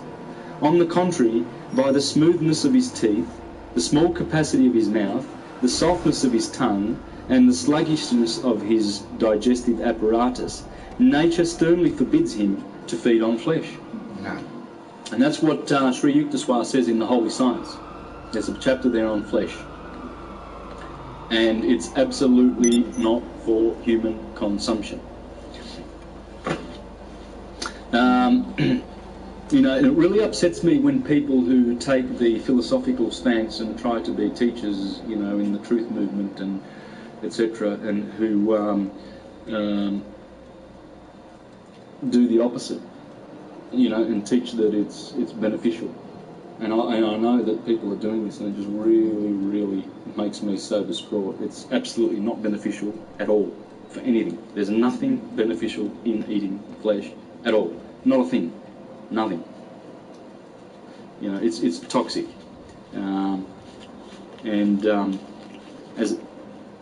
As they say, it's, you know, it's a waste of soul, animal being soul. But anyway, this is the thing that is more one studies and deepens his level of appreciation of the spiritual and the metaphysical of all of this, the more one then sees the need to adapt. You see, there are many things that we can do. Now this this establishment, Magpie House, is dealing with yoga, right? So George is teaching yoga, and this is a physical and spiritual thing to practice. It has both benefits. You see, physically the yoga is just magic for the body, but it's also a spiritual thing. You see, and this is why a lot of churchgoers will say, "Oh, yoga, oh, that's from the devil," right? It's from the devil. Yoga, you know, stretching, and filling your mind with good information is from the devil. But you see, these are some of the things that we need to look at. Are we exercising and stretching with the good food that we eat, the good light food? Because raw food, and if you can add more raw food into your diet, you get more light, right? Because it hasn't been burned, cooked, grilled, roasted, fried, or anything like that. See, which actually destroys the enzymes in the food. But you know, things like yoga is all about stretching. You know, it's just getting all the joints moving and stuff like that. Dancing is a good way to do yoga. You know, grab a partner and do half an hour a day or something like that. Because the more light food that you eat, and that's LIGHT, raw food, the more your body can use those atoms, because they haven't been destroyed. You know, they haven't lost an element like an electron, which is what causes free radicals. You see, and processed food is like that. That's why they cook it to death. It's fried, and cooked food is actually destroying the food, the goodness of the food. As you grow with this knowledge of the, and by the way, Prisca is not saying that only ancient knowledge is useful and no new stuff. I mean, you know, there's new information that is handy too. It's timeless wisdom. It's not Prisca as in ancient, it's timeless. And as you learn this timeless wisdom, then you grow and you see the need to shed things that you discern for yourself that are no good for you anymore. You see, you might need to eat some fish at the moment, and because we've had thousands of years of this meat-eating tradition, we've fallen. You see, the tyranny of the senses. And in some cultures, they eat humans. They've gone one step further and they've gone to cannibalism, right? They're not satisfied with just eating animals. But we fell to that condition. It was not like that in the past. In the past, we did not do this. And I've got proof of that. You know, you've got Ovid in the Metamorphosis 2,000 years ago saying that, please, he's saying to fellow humans, because he was Pythagorean. And they were all, man, every philosopher was a vegetarian, right? So, the great philosophers, that is, all of them. And he says there that, you know, even Empedocles, the Sicilian philosopher, he was around the time of Pythagoras. And yeah, Pythagoreans, yeah. But as we go, you know, we can make these decisions for ourselves, because you know what you need and you are a priest unto yourself. Simple as that. So no one's giving anybody any hard and fast rules, and no one's standing up trying to be the best example. I'm not, certainly not. You know, so don't. I try to tell people just that I'm not there to give real, deep, and specific advice of any way to live it. I know yoga's good. I do it.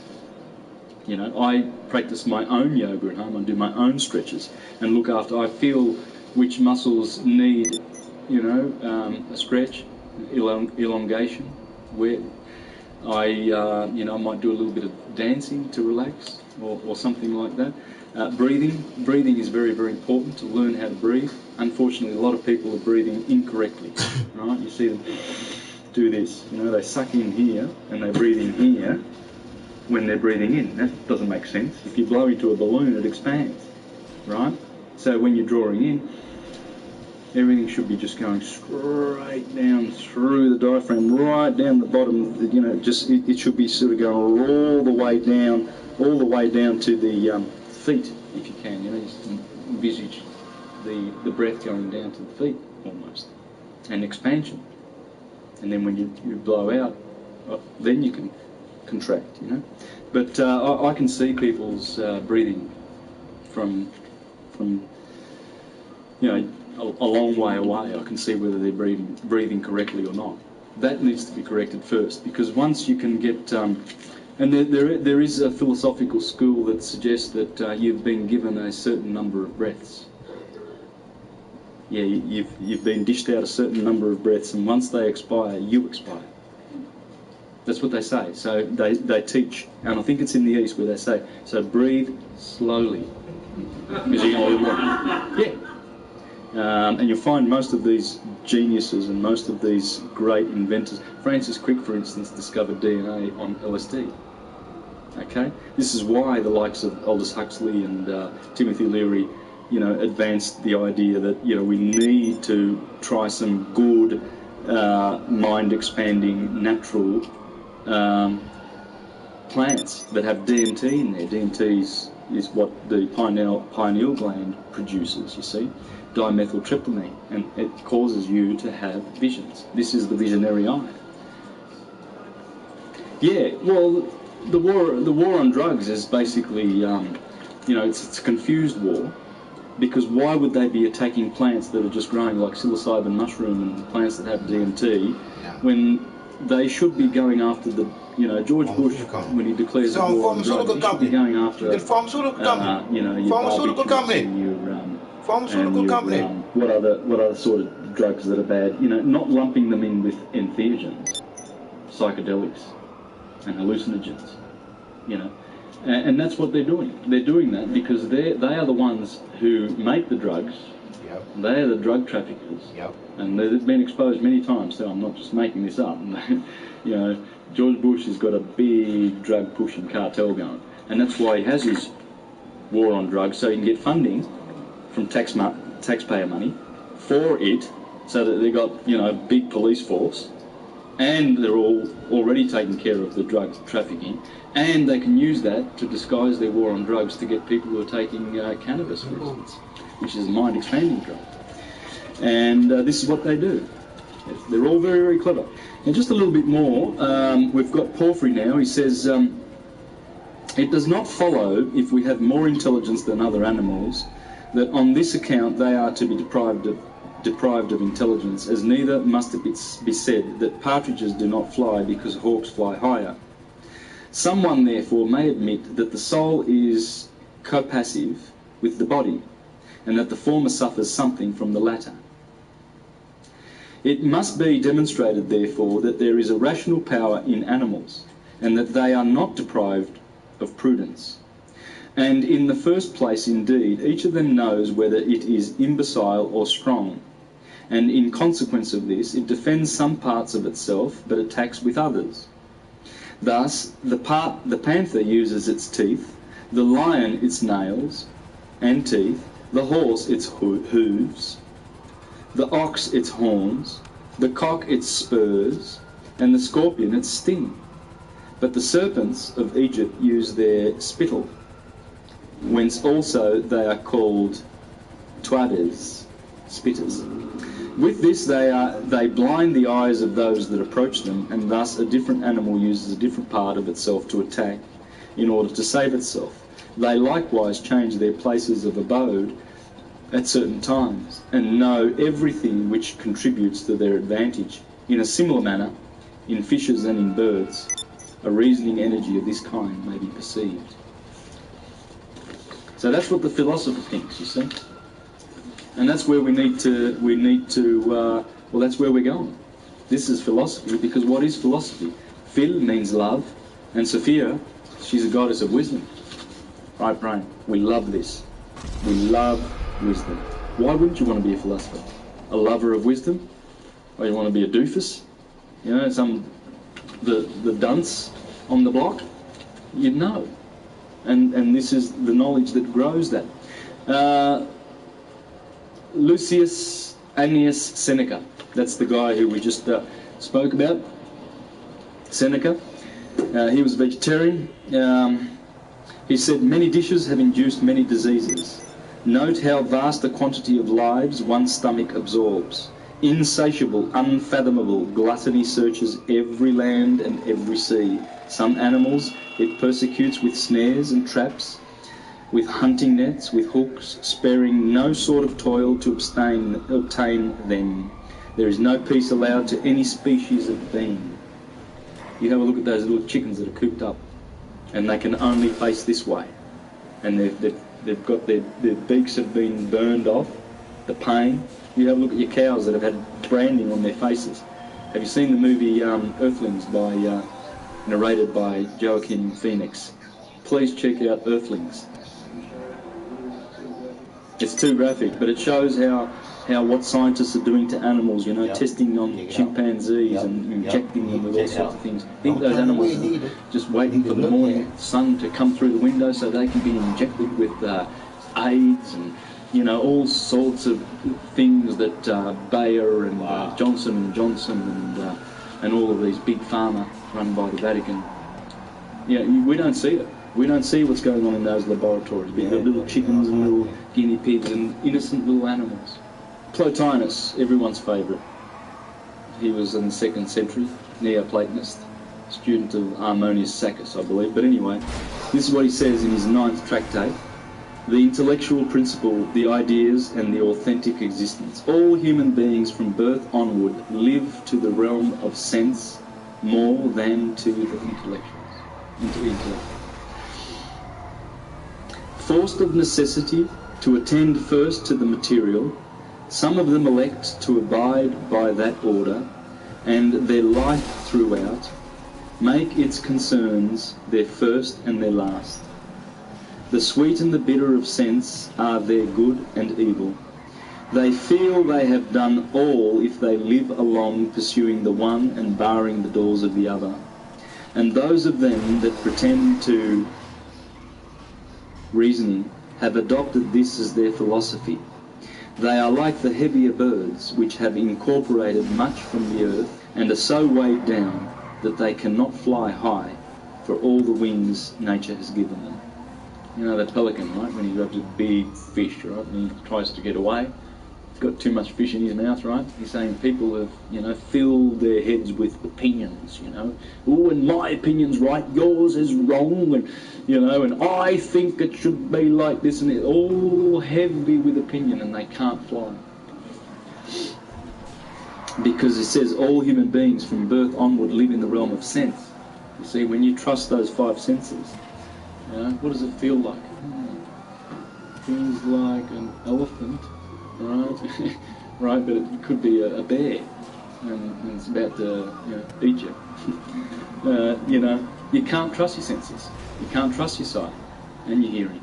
You know, and that's where this mind, the 6th sense, this is where. Well, I mean, we have to trust our senses, don't we? That's what we've got.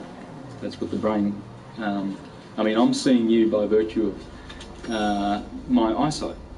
So my brain's telling me that you're there. So I need that, so I know I'm looking at it, right? But these are pure. What is seen through the eye is not how it really is. It's the reality of appearances, you see. Just your perception, and every perception's kind of different. That's right. Others do indeed lift themselves a little above the earth. The better in their soul urges them from the pleasant to the nobler. But they are not of power to see the highest, and so, in despair of any surer ground, they fall back in virtue's name upon those actions and options of the lower form, of the lower from which they sought to escape. But there is a third order, those godlike men who in their mightier power, in the keenness of their sight, have clear vision of the splendour above, and rise to it from among the cloud and fog of earth, and hold firmly to that other world, looking beyond all here, delighted in the place of reality, their native land, like a man returning after long wanderings to the pleasant ways of his own country. You see, what they're saying is eventually the godlike one, or the one that looks for God, you know, the cause of it all, he just doesn't not satisfied with studying effects. He wants to know the causes, you see. Then he returns back to that land. after he does mighty searches. He searches for the truth. And what is the other place, and how is it accessible?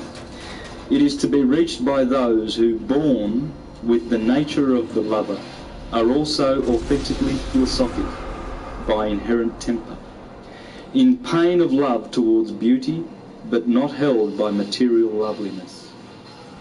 See that pelican? That loveliness of that fish, but it can't fly, so it gets killed.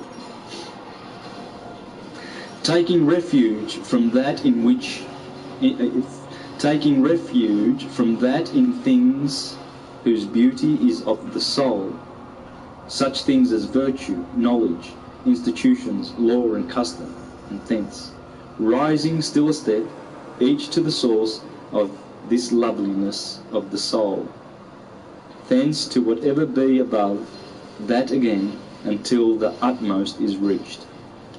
Just exquisite. Plotinus's. Here is the Nag Hammadi Gospels. Okay, now they are hermetic. They talk about Jesus, but not as a historical person, because that's how Jesus should be spoken about. Jesus is not a historical person. In the scriptures, he is defined as the Logos. Remember, the Logos. That's where speech. See, this is the Father, the thinker, and then the Logos speaks forth, and then the Holy Spirit gets sent in Gemini to go and work. You see, so it's the Logos. It's the wisdom. It's just divine wisdom of Hermes. Everything that Jesus has ever said in any gospel can be taken directly from the mouth of Hermes. That can be proven, and it is. There's a gospel called the Discourse on the 8th and the 9th, and that's what I'm encouraging you to read. The 8th and the 9th. That's talking about the 8 rings of the octave that we live in. So they were talking about that science in the Nag Hammadi documents. Okay, so I urge you to have a read of some of those if you're interested in knowing who Jesus really is, so we can put all this back into perspective, because Rome has told us that it's a historical person, and we will only have salvation by that historical person. I've proven with all my videos, not just this one, all my presentations, that is wrong. Jesus is, in fact, the spiritual essence of who we are. Oh, look, there would have been someone historically that would have taken that name, just like there would be a historical Jesus, if you like, because the mystery school that was around in the Middle East that was churning out Jesuses was operating until Titus came along and destroyed it. Remember Titus's arch? He commemorated the destruction of the Jerusalem, and they've got the Jewish menorah. Remember that? The Arch of Titus in Rome? Well, he commemorated that, the destruction, because what they did was they destroyed one of the Mediterranean's schools where you could go and be initiated. And in the initiation you had to go through ordeals, you see. So they were actually putting people on crosses. They were doing it. They used to do this in Egypt. You know, this is why Freemasons, you know, have got all their strange rituals. It's all based on this. This is Freemasonry. And they have to, you know, go through the ordeals just like the son goes through the ordeals, betrayal, and then, you know, blindfolded, and then killed, and then he's got to climb up and run away from his enemies, you know. Satan is always there, and then he's got to conquer, and then, you know, there's the sign of exaltation of the sun, and here is the sign where, etc., etc. Right? That's what we do in our ordeals. Now, in the Middle East, that's what they were doing. They were bringing people, you know, they had to carry their cross up the mountain, and then they had to be hung on the cross for 3 days. And when they survived the initiates, they were given a new name, and usually that name was Jesus. There's the Jesus. That's how it was known. It was not a historical person. It's the spiritual person in you. It's your soul. It's who you are. And then when one has achieved this illumination, one then is able to have the crown chakra pierced, and he is an illuminated chief, an Illuminati. There it is. There it is. And that is, you know, the vision that St. John had in Revelation. The moon, Mercury, Venus, the Sun, Mars, Jupiter and Saturn. All described in the first chapter of Revelation, where it says, I beheld the Lord, and his face shone like the sun. Well, that's the sun. And he had a sword that issued from his mouth. Well, that's Mars. Mars is the martial one. He's ready to fight at the drop of a hat. And he had white hair, you know, because he was the ancient one. Well, that's Saturn, old man Cronus. He's got white hair. It's all grey. He doesn't got any, you know, nice dyed hair. The belt around the paps.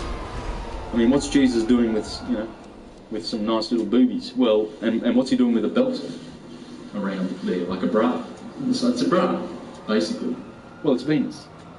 So he's describing in the first chapter of Revelation, and what happens is these are the 7 vows of the creation, the 7 planets.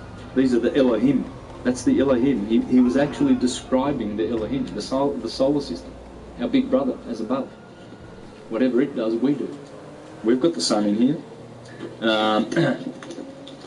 Marcelo Ficino has had a lot to say about the sun. I want to share something with you here. The sun is the only one without a The sign in which the sun is exalted, that is Aries. In this way, becomes the head of the signs, signifying the head in every living thing. Also, the sign in which the sun is domiciled, that is Leo. It is the heart of the signs, and so rules the heart in any living thing. I'm stressing that because that's what I'm talking about this in all of my presentations, you see. And the reason being is because that's how the system works. Aries is always the head. And the words for Aries have always meant that. In Jewish, Rosh means the head. In Greek, Krios means the head. In Latin, Primus means the head. That's where the primavera starts, the first season, the spring. Prima, that's Primus, right? Right ascension begins here. There's a lot of reasons.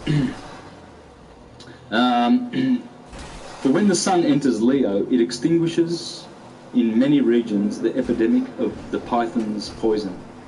Moreover, the yearly fortune of the whole world will always depend on the sun, on the entry of the sun into Aries. And hence, from this, the nature of any spring may properly be judged, just as the quality of summer is judged from the ingress of the sun into Cancer, or that of autumn from its entrance into Libra, and from the coming into Capricorn the quality of winter is discovered. These things are gleaned from the figures of the heavens present at that time. Since time depends on motion, the sun distinguishes the 4 seasons of the year through the 4 cardinal signs. Similarly, when the sun returns by the exact degree and minute to its place in the nativity of any person, his share of fortune is unfolded through the whole year. It happens in this way because the movement of the sun is the first and chief of the planets, is very simple, as Aristotle says. Neither falling away from the middle of the zodiac, as the others do, nor retrograding. You see, all the other planets retrograde. And what's retrograde? Well, you know, if you're watching the planets, you see Saturn is doing this, then all of a sudden you see him go like this. And then he goes back forward, and he goes direct. So he's transiting a sign, and then all of a sudden he goes back a few degrees. And you go, what the hell? And you're watching this, you know, wow. I was watching that last year with Saturn in Virgo, right? It goes all the way to Speaker, then it goes back the other way. In Libra here, Virgo and Libra, Saturn's been here for the last couple of years, right? And so it retrograded, it went back to Virgo, and then it goes back, now it's in Libra, right? Well, it's still physically in Virgo, but anyway, I won't go into that because it needs a lot of explaining. But in our vortex solar system, you see the planets are all doing this, and of course that's why every orbit is elliptical, because they're all occurring in cones. Every orbit. There's not an orbit out there that is not elliptical, and because it's doing this, you see, it's conical. So what happens is when, let's say this will be Earth, here's the Sun, there's Mercury, Venus and the Earth, say we're about here, and Saturn is coming around, and say Mars is coming around here, right? Because we are travelling fast along this way, we are heading in that direction, and Mars is going around this curve, he will seem to be going backwards. You see? They don't retrograde physically, they don't sort of stop, you know, and then go back and then, well, that was good, interesting little retrograde, that was, very kinky. They don't do that. But that's how it works, because it's all, we're all following the Sun in its cone, and the Sun is the leader. And all the planets follow. It's Snow White and the Seven Dwarfs. It's Little Red Riding Hood. It's Hercules. Samson pulls down the gates of Gaza. It's Troy. It's Helen of Troy. Helen of Troy is the moon. And where's my? There it is. Now this guy, Thomas Taylor, he was interpreting all the philosophers, right? And he's the best one. But he's talking about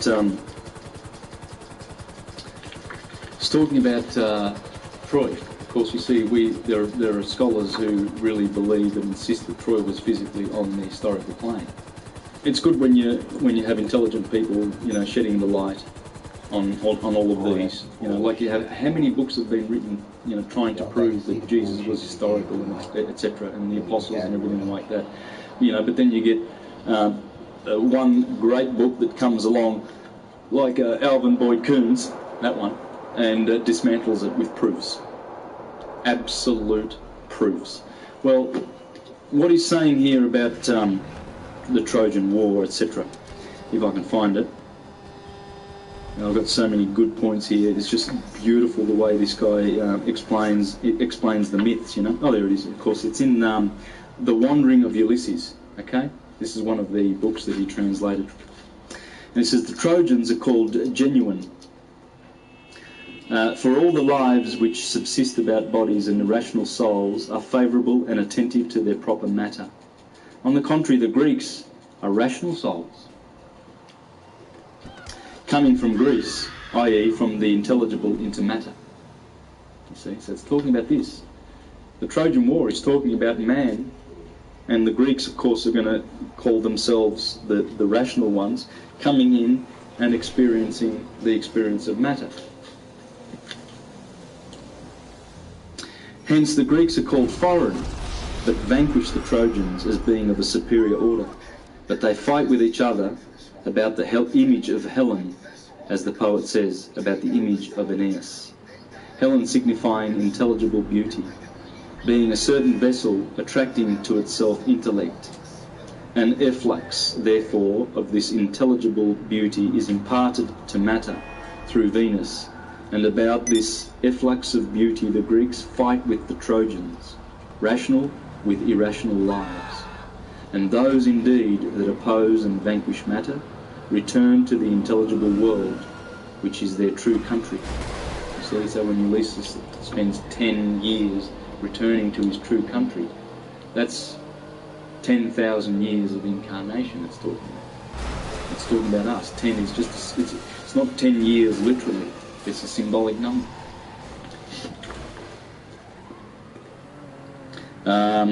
According to the, as therefore the prophet in the 10th book of the Republic, and those indeed that oppose and vanquish matter return to the intelligible world which is their true country, but those who do not, as in the case with the multitude, are bound to matter. As therefore the prophet in the 10th book of the Republic, previously to the descent of souls, announces to them how they may return to their pristine felicity according to periods of 1,000 and 10,000 years. Thus also Calchas predicts to the Greeks their return in 10 years, the number 10 being the symbol of a perfect period. And as in the lives of souls, some are elevated through philosophy, others through the amatory art, and others through the royal and warlike disciplines. So with respect to the Greeks, some act with rectitude through prudence, but others through war or love, and their return is different according to their different pursuits. And that's how they all return back to Greece. Now, the best of the Jewish wisdom that you can get will come from the Sefer Yetzirah and the Zohar. Okay, these books perfectly explain all of this science.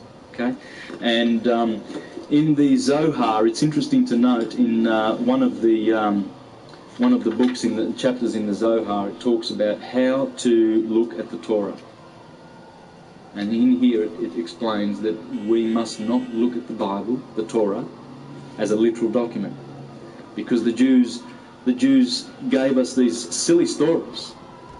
On a literal plane, they're silly, but they're wise stories. You know, they're hiding a great kernel of truth. You know, like a silly story like Humpty Dumpty sat on the wall, Humpty Dumpty had a great fall.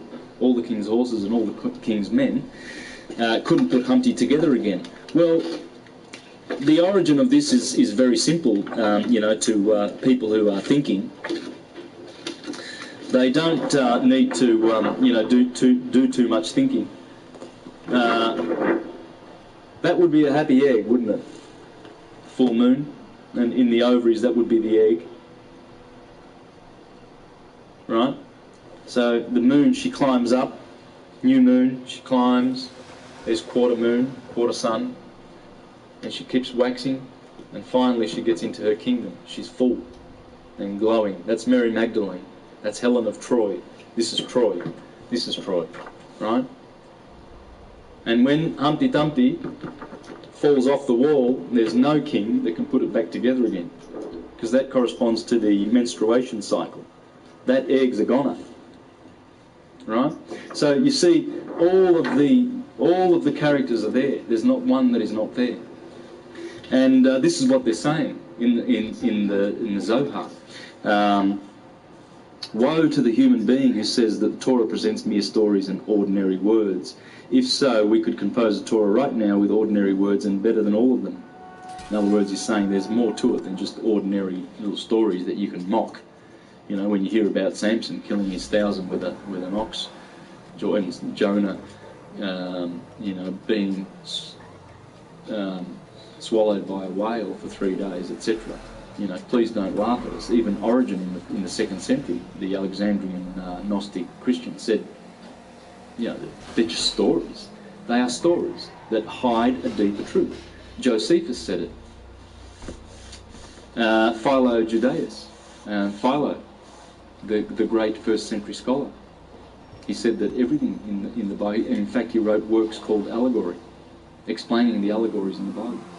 The Apostle Paul in Galatians chapter 4 talks about the allegory of Sarah and Hagar, because Sarah would be the moon, and the moon is the mother of spiritual Israel, right? She would be Isis. But the earth, Hagar, she is the mother of the slaves, because the earthbound people are slaves, whereas spiritual ones that go to Sarah, you see. And where do you find Sarah? Well, she's on top of the mountain. That's the spiritual, our spiritual mother, you see. And when Moses climbs Mount Sinai, that's the mountain of sin, the mountain of the moon. Another word for moon is sin, and Sinai comes from that word. You see, it says, fools of the world look only at the garment, the story of the Torah. They know nothing more.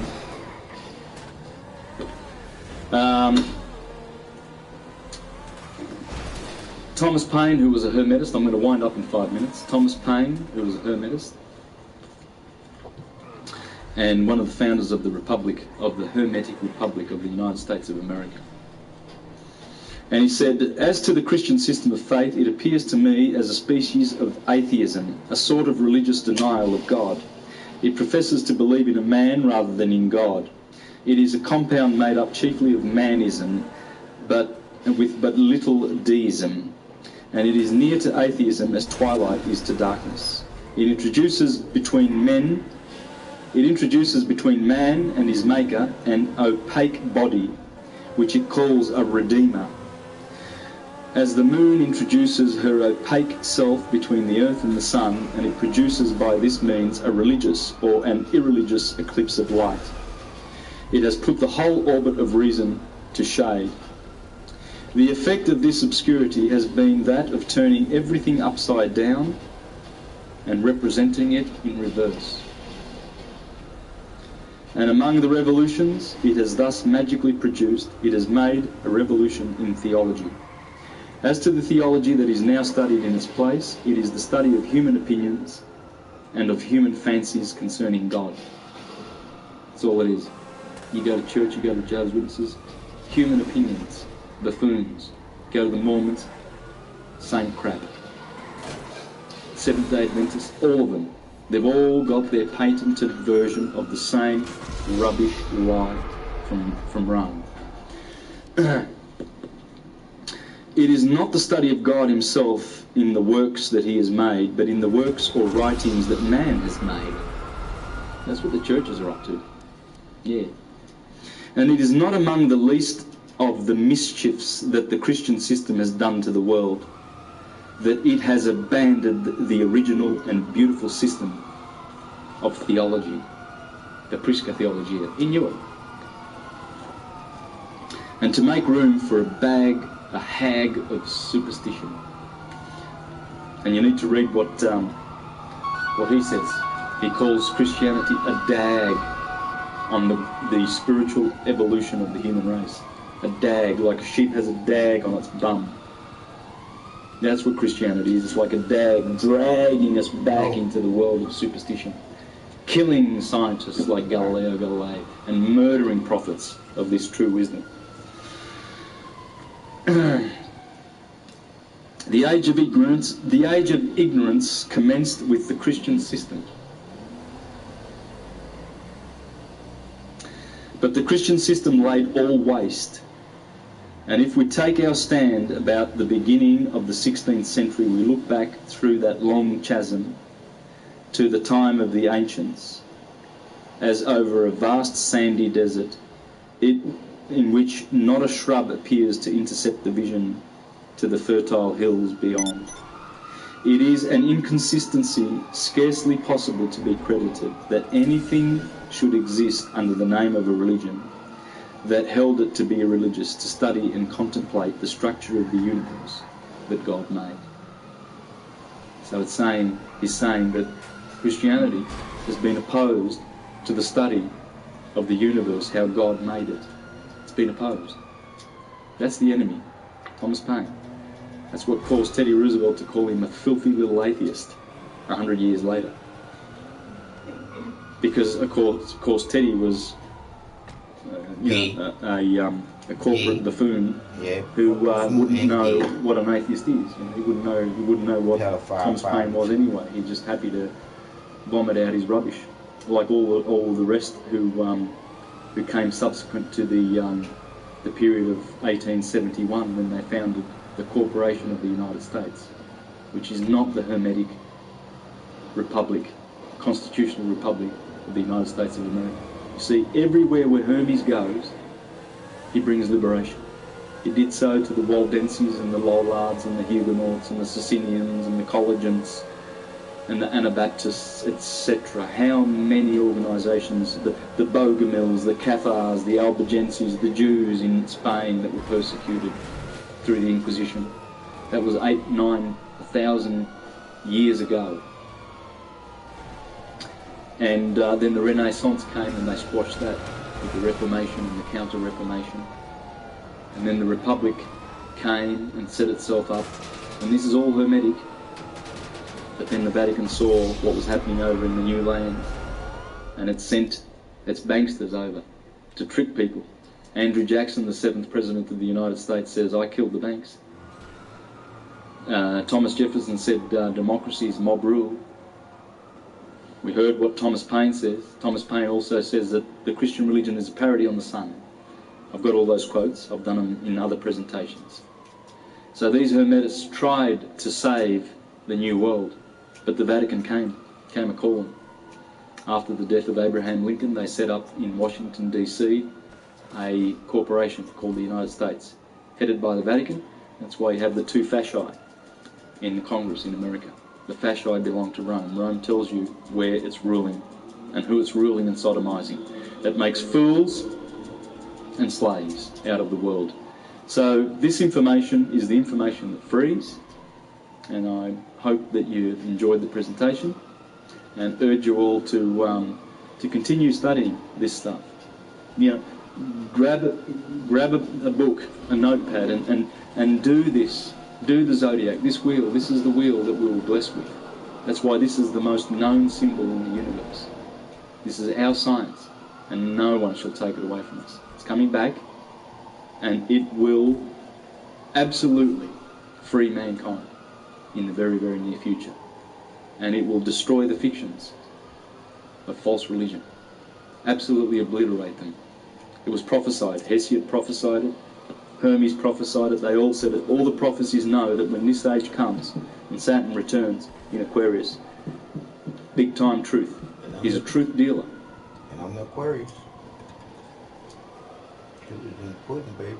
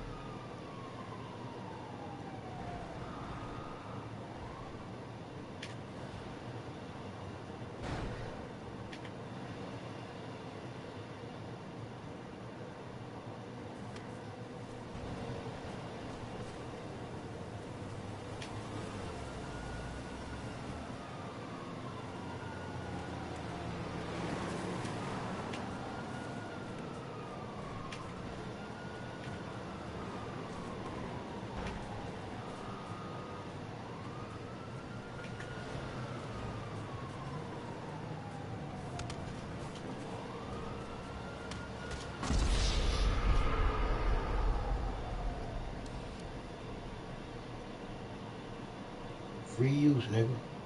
Free use.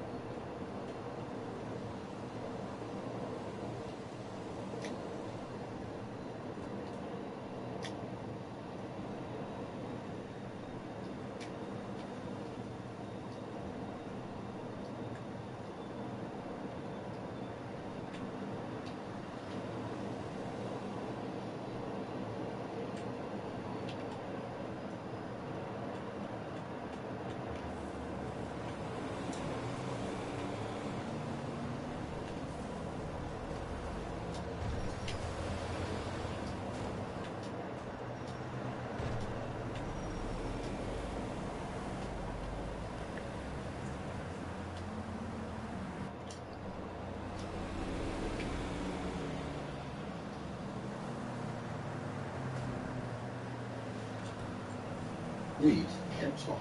It's rap music, and it sounds like the audience for rap music is really growing.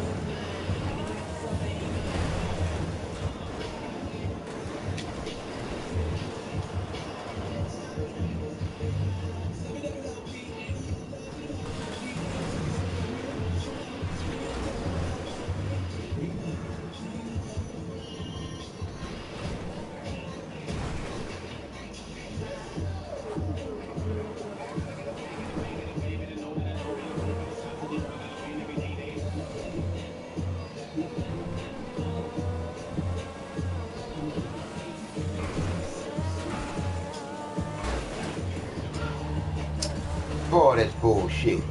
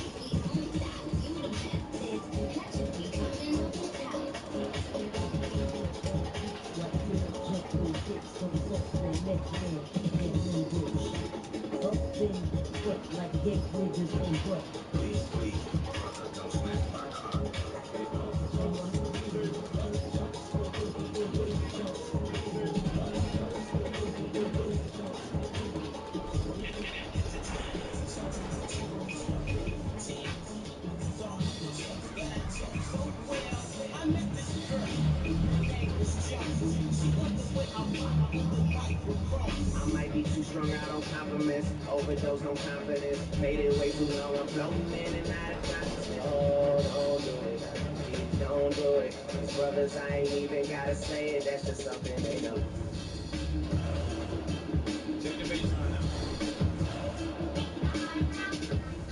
Fair use, niggas. Fair use. I ain't trying to get paid.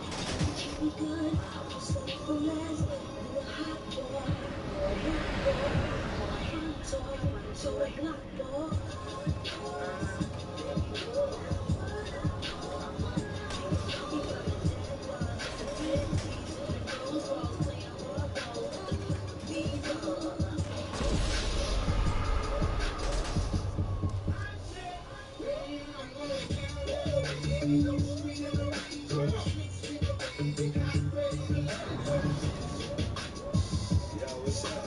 What's up, baby? This your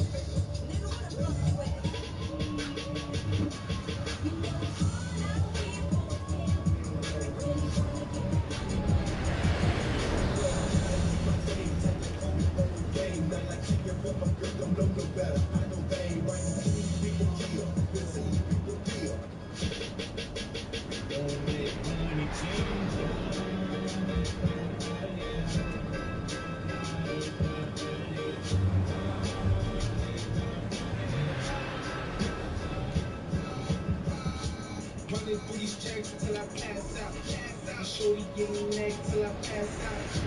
Shorty like the way that I fall out. Shorty love the way that I fall out.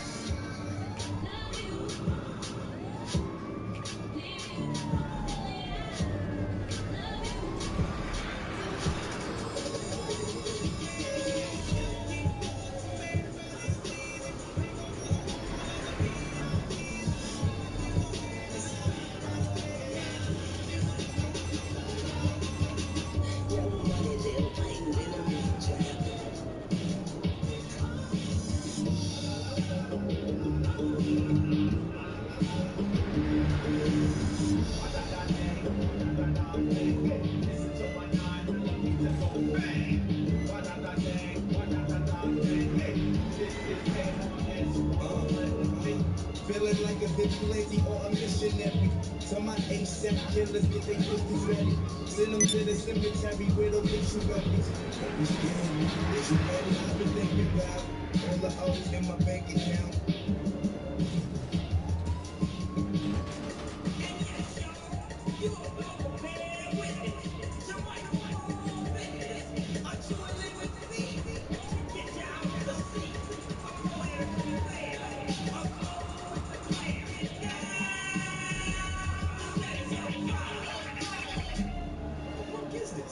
My definition of a bombastic jazz style.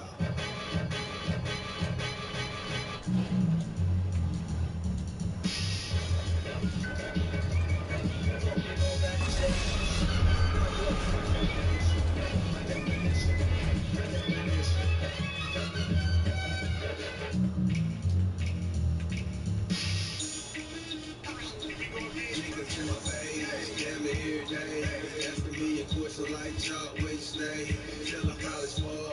Already top call. Eat 20 days, been a friend at the bar. Catch me in the trap, it's going down. Leave me in the mall, it's going down. Leave me in the club, it's going down. Anywhere you meet me, guaranteed to go down.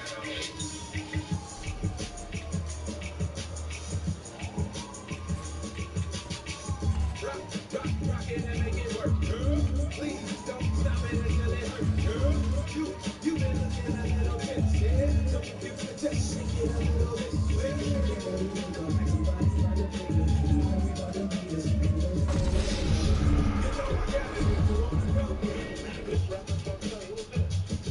It's me. It's me. Yeah. This ain't no motherfucking thing.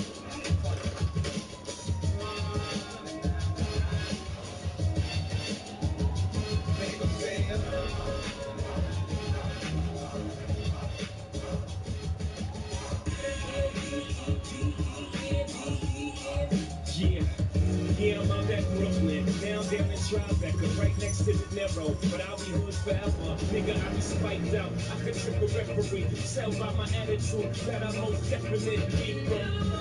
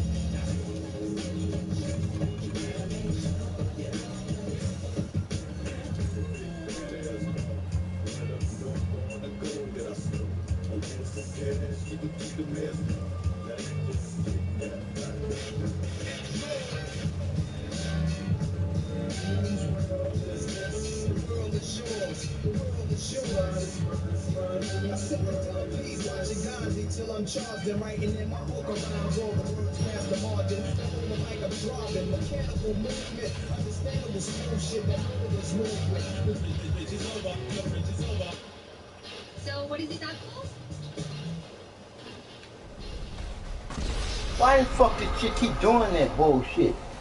Cutting my shit clean off. Stop, y'all stop fucking doing the algorithm with my shit. Leave my shit alone.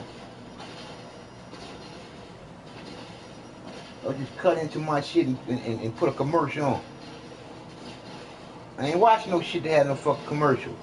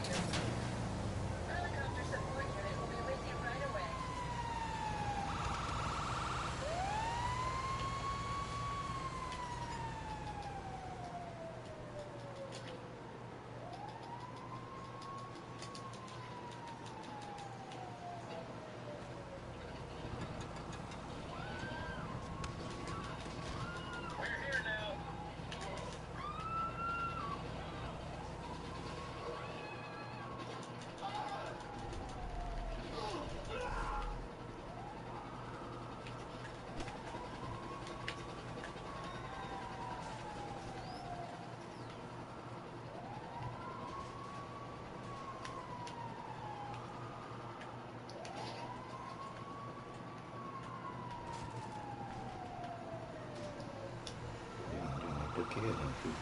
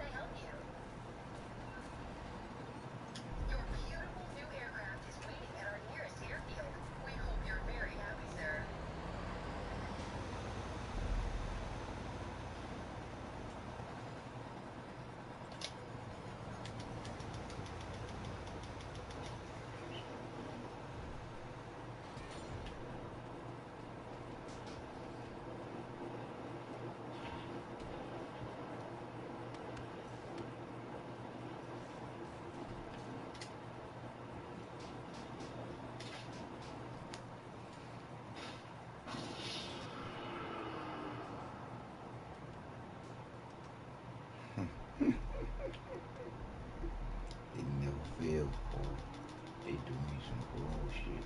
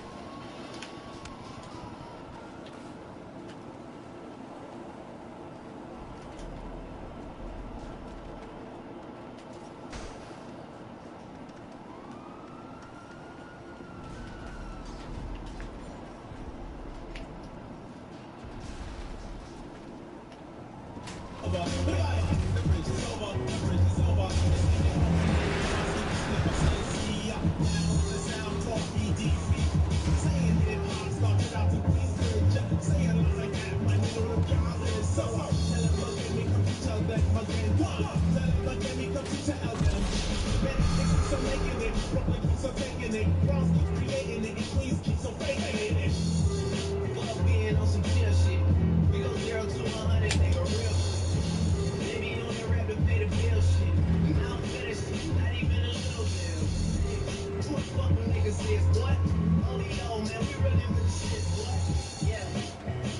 with the shits. I should probably start a hit, boy, cause I got all the hits.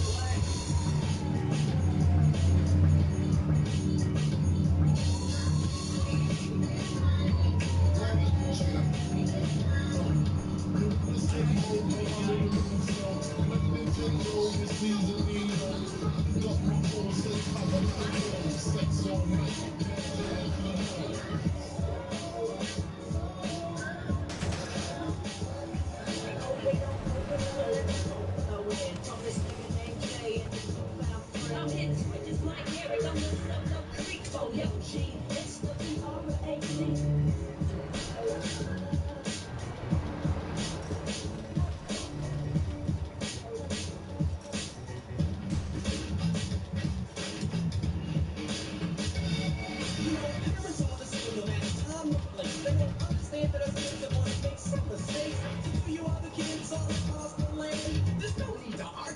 Just don't understand.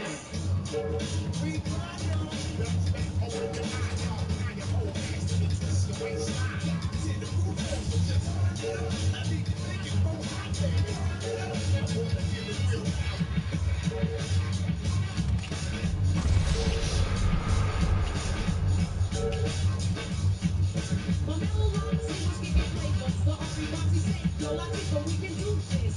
We la tipa, sing la ya.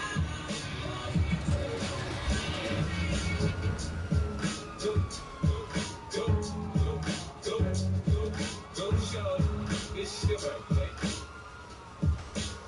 I had to regulate.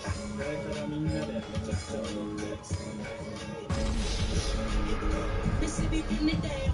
I'm the hottest round. I told y'all mother, y'all can't stop me now. Listen to me now. I'm less than 20 rounds. And if you want me, then come on get me now. Get you going, get you going, get you going, get you going, get you going.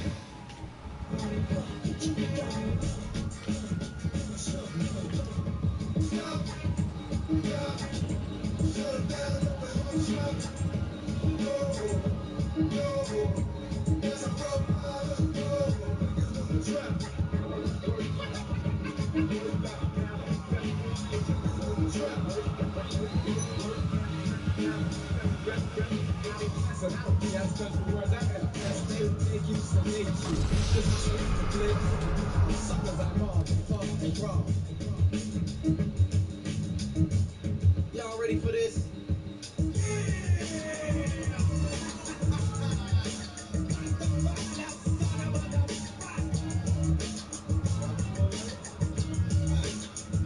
And it comes to 2 to the 3 and 4.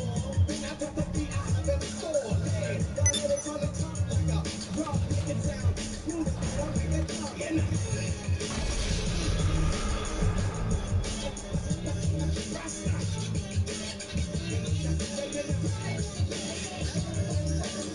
Let's get it funky, let's get it funky, let's get it funky, let's get it funky, let's get it funky, let's get it funky.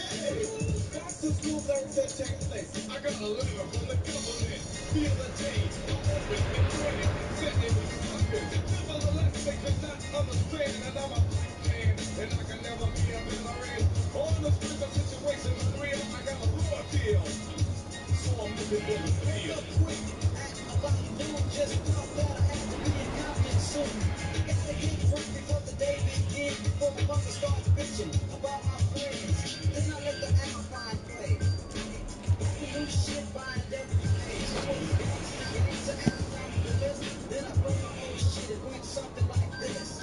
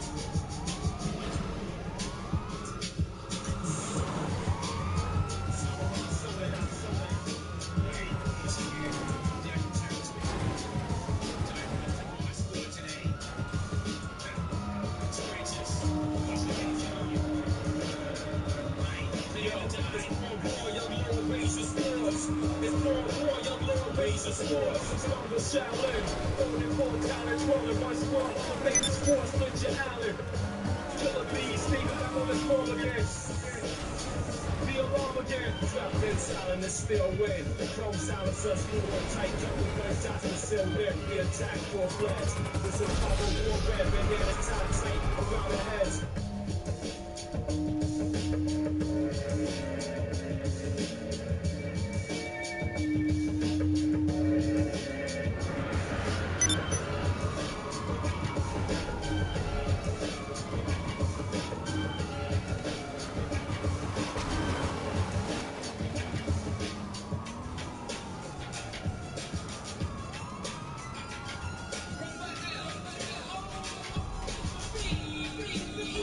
It's I see you news, Weasel News. You Weasel, you making news on my channel with Jay Northland. We, me, all as one people. Meaning, we all individually, consciously thinking, but we all have the divine creator's beat in us all. That's what the heartbeat is. I don't know what no one else is saying about what they talking about. But basically everything that most people talk about, 9 times out of 10, is something that they read out of a book. Or it's something that they got from someone else. But let me tell you something for yourself. Mine came from the divine creator of all that has been created and will be created after we destroy what we created. I'm just trying to tell you. So clap your hands to what he's doing.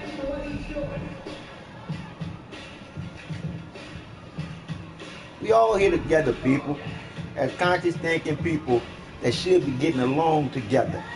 But what's separating us from consciously thinking all together as the people who put all this together is we got some rich sons of bitches, corporations, and these systems, like our traditional system, which is broken, which they're not planning on fixing simply because it makes too much motherfucking money. But they done fucked up. They done put me in this system. And then to put the wrong one in the system. Because I know what the fuck I'm talking the fuck about. Because I'm talking straight from the divine creator that created my reality for me to see it clearly. And all I'm doing is letting you know what is your heartbeat. What is the rhythm that we all supposed to be on, living here together in love unconditionally, which we cannot control, but we can grab a hold and love with no material motive. I don't want to fuck you when I say I love you more than you love you. I just want to have peace, love, and equality with you. A man and a man is not supposed to go together. A man and a woman and a woman ain't supposed to go together. That's why the opposite sex attract. We all flipped up, people. They got us all fucked up. They taught us well to be stupid as sheep. I mean, they taught us well to be stupid as sheep. This is not about no black or white. This is about life. The real reason why we all here together here.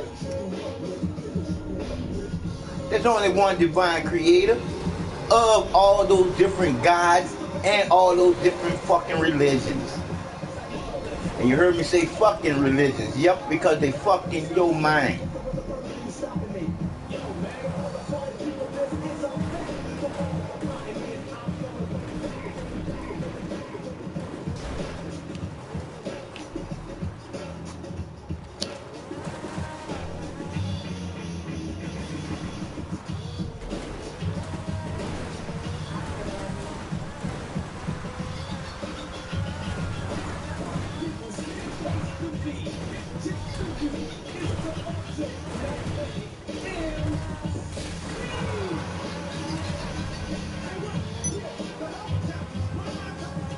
So I stop it right there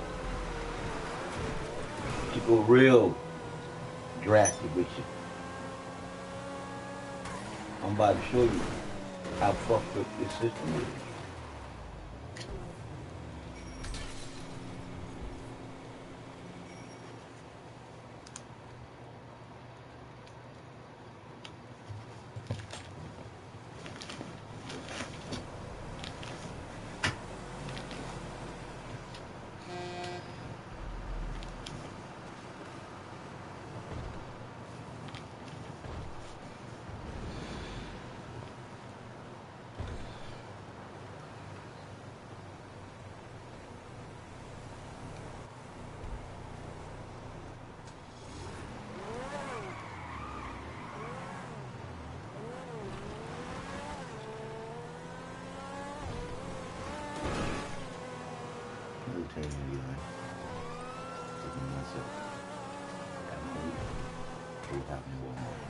Why won't mama get you these?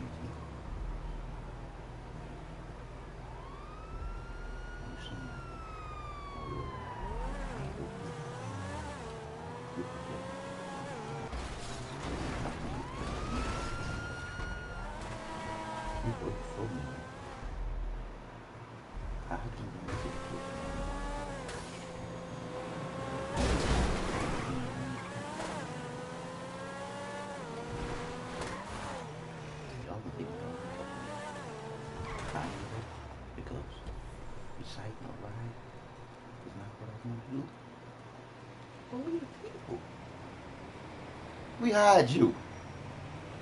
I'm just letting people know. The truth is the truth. The judges are judging people, but don't want to be judged because of the shit that they do. I guarantee you, if you look back at the jackets of some of these judges that's judging us as the people, they shouldn't must be at the fucking point where they judges because of the type of the people. I guarantee you these judges are not honorable people that we got judging other fucking people. We as the people got to rethink our way of thinking and how we are allowing these people to sentence us to prison. because of what they feel. The lawyers are liars, and the lawyers only work for the ones that have money. So how could we ever get any type of justice, us telling the truth, but not having the money for the liar to tell the truth for us? Fuck the liar lawyers. I'm gonna be a fucking lawyer for my own self, because I ain't gonna be lying. I'm gonna be telling the motherfucking truth about what happened to me. And I got video to show what happened to me dealing with Walmart and how racist they are in their returning policies and what they do to the handicap when the handicap come there to shop there. They security follow the handicap around like the handicap is supposed to be stealing something when we get benefit, baby. We got money. So the truth is just that. You are up there and profiling certain people because of other people and the way that they look. I know how I used to look when I came into Walmart. Anytime I came into Walmart, I went into Walmart just because I wanted to come get out of my house and spend some money. But that's how I'm treated when I leave my house. I got almost 6,000 hours of audio and video of the bullshit that's been happening to me since I came here since the cream. I'm talking about from it being good in the beginning until they realized that we wasn't going nowhere. And next thing you know, they showed their real colors here in Houston, Texas. Here in Harris County, I can say that this is not a conspiracy that's going on against me. It's just some evil fucking people that knows my heart, and they got algorithms working against me. You tell me, how many people you know that has an algorithm specifically against them and they can't read or write? They mess up the things that I use with technology when I try to do things on Facebook, when I'm trying to recite something that the creator is giving me to give to you. They fuck it up. That don't be me, that be technology. Simply because I can't read or write, I give it to you exactly how it's given to me from the divine light that I went into when I gave up on life. But I gave up on life to the truth of what's straight. Because I said these words when I gave up on life. The last time I was dealing with the fucking hospitals. When I went to the hospital, the last time I was in the fucking hospital, I went to the hospital after going to 4 different hospitals and was sent home. It could have been 3 different hospitals, but anyway, I got that on tape too. But anyway, I went to numerous different hospitals to be sent home, to sit at home for 5 days. Yeah, I did that too. I sat home for 5 days. To my provider was the one that told me, look, John, you need to get to the hospital. Been there, done that, didn't want to go do that. But he got me to go see my primary doctor. My primary doctor got me admitted in the hospital. I was admitted in the hospital with a full-blown kidney infection and a bowel obstruction. These are things that I could have died at home within the first 2 days. But the divine creator of me that loves me unconditionally because of anything that I've done in my past is my past for me to see now. The future is now. Because there's no such thing as hit today, gone tomorrow. Hit today, gone today. Because no one's promised tomorrow. It's all about what matters is you, the matter that matters now. And the truth is in you to come out. So I'm just telling you the things that can happen to me here in Houston, Texas, Harris County. From the paramedics that I called from a 911 call thinking that I was dying, to me having 4 paramedics in my house bickering about who's going to take me to the hospital. To me checking them, to me being in an ambulance with 2 of them, and they decided they're going to stop the ambulance. They stopped my emergency service to the hospital that's an emergency for me when I call 911 to get to the hospital. I want to know how is there any stop in that supposed to be always going. Because when you are in an emergency on your route to the hospital, there is no stop in that going until you get to where you're going. But my ambulance stopped in front of a police station, and I was threatened with bodily harm and incarceration. And now that I think about that shit, it do what it do. It gets me upset to say that I can't stand up and do nothing about it. But the truth is the truth. I know love unconditional, the feeling, being the creator of this all, having any type of feeling to understand, to overstand, to understand, to get at all. Because that's why I can't hate you for what you did me. Because you didn't know who you was doing that to. When you did me, what you did, what was wrong. So for you to stop my ambulance en route to the hospital and then threaten me with bodily harm and incarceration, and then me have it on audio tape of you doing me wrong, and then the mayor here in Houston, Texas, justify these two paramedics for what they did to me that was wrong. Their justification for what they did me, that the mayor here in Houston, Texas said to me, was that since I have anxiety attacks, they fear for their lives because I have anxiety attacks. I'm a handicapped person, 126 pounds. This was two fully functioning paramedics. Y'all know how they get down. These are not no weak individuals. So whose life was in danger? Mine's are the paramedics. I was laying on a stretcher, strapped down.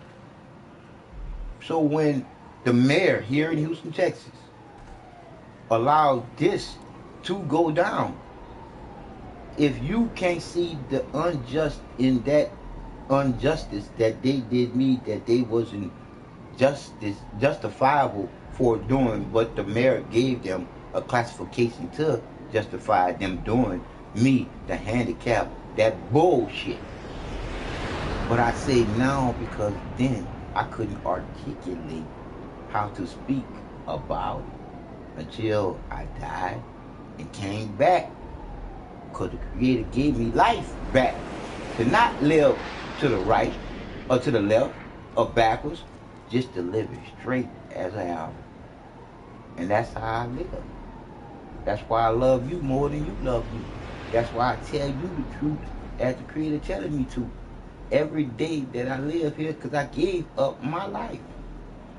And I respect the love from the Creator for giving it back. Because now I can live my life without no fear of death. Because I know now when it's my time to go, I'm gone. So, people, like I said again, for me to be able to articulate to what happened to me March the 5th, 2013, and then have audio tape what happened to me March the 5th, 2013, and not only that happened to me March the 5th, 2013, I had people outside of my house 3 and 4 o'clock in the morning, to the point where I was fearing for my life, to the point where I feared Houston. I fled from Houston, Texas to Louisiana, where I went to the FBI. So like I said again, I have a track record to show. I have a record of the reporting that I did to what happened to me March the 5th, for it to happen to me again August the 27th. I say it again, March the 5th, 2013, I had two paramedics stop my ambulance from route to the hospital in front of a police station and threatened me with bodily harm and incarceration. I got it on audio tape. And then after that, August the 28th, it happened to me again by 4 paramedics. And I was told to shut up all the motherfucking complaining. And I got that on tape. So like I said again, my documentary / prepping for my movie / prepping to the book / prepping to IIWII World Grocery Store Network, knowing that this grocery store will work, knowing that the network for it to work is going to be networked through a lot of people that just love the creation of all us, the people, the conscious thinking humans that should be taking care of it all. This fucking planet.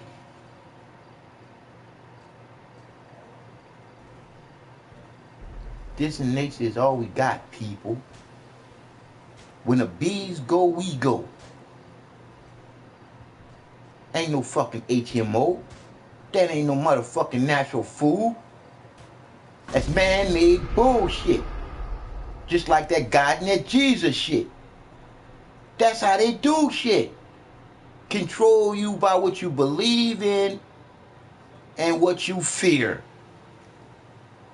Ain't no goddamn Jesus coming back here, because there never was none. Come on, people. We gotta stop being a sheeple.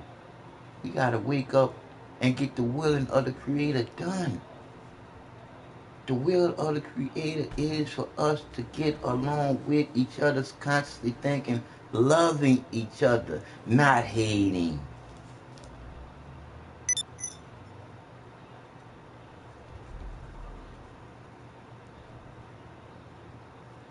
One way to love, with no material motive, is to never hate. But one way to create another conscious thinking here is the opposite sex attract. That's the straight. I'm Mr. Glasses. 48 IIWII.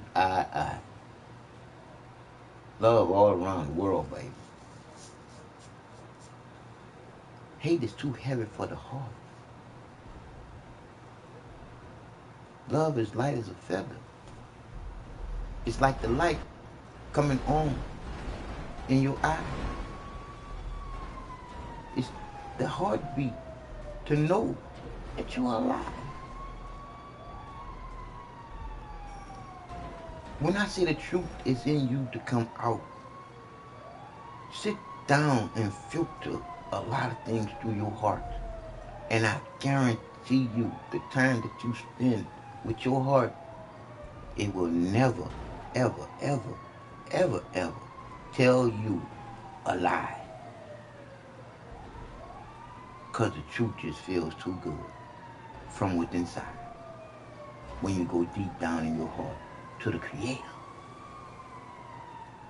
Love, the unconditional Creator that loves you unconditionally in order for you to have life, free will in your choices.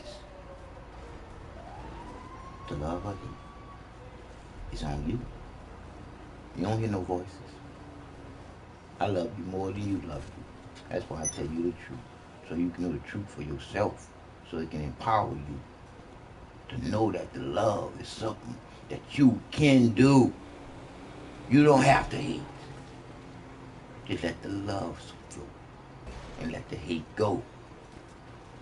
And watch all that grow from that loving part of you. Now this goes out to you ones that stuck on stupid and don't want to be straight, because you know that straight gonna show that you've been stupid for a long motherfucking time. This is something that I'm giving you straight from the divine. Sometimes pain is the game. When it comes down to the truth hurts. You have to let the lies go once you know the truth. This is why I do what I do, because I know the truth. I don't believe in the bullshit like I was taught to believe in Santa Claus, the Easter Bunny, and the Tooth Fairy. Because I know that the people that taught my people this was lying to get their mind off of what's real. And the truth is within. That's why they taught us to believe something was without us instead of within us. Because when you think about it, heaven is the womb, the porthole of us coming to be into this world with a life. Feel your chest. Where's your heart beating at? Inside or out? Thank you. Think about it. It's time for us to open up our eyes and see. The surprise and prize is inside. You just can't lie to you. Because the truth is the divine, loving you, unconditional creator that chose to be in you. The creativity in you is the creator of you. It's the lightning strike. It's the spark. It's the light that comes on out of the darkness. It's that unconditional feeling of love that you just can't explain. But you have 5 senses to know that you're alive. It's the egg before the chicken. It's the cocoon before the butterfly. It's all that's in the middle of you having choices. It's the will to you being. A conscious thinking human living here. With other conscious thinking humans living here. And other things that's being created as we are breathing here. 4 beats per breath.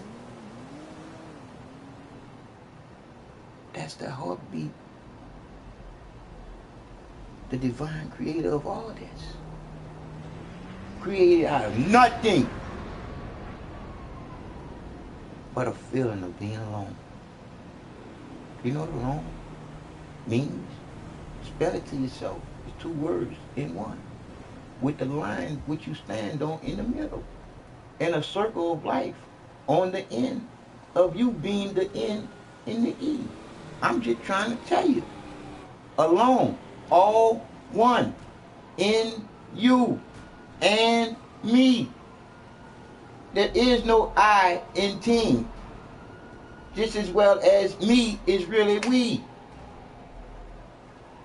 Stand it up. Put them together. We is all as one people consciously thinking here all together.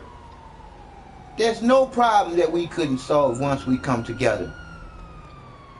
We created it all, people. These rich sons of bitches are the ones that don't want us coming together. They want us fighting each other. Killing each other.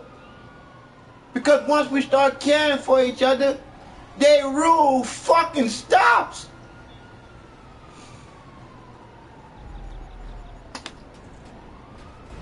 You got people being put in jail for nothing, man. I'm one of them.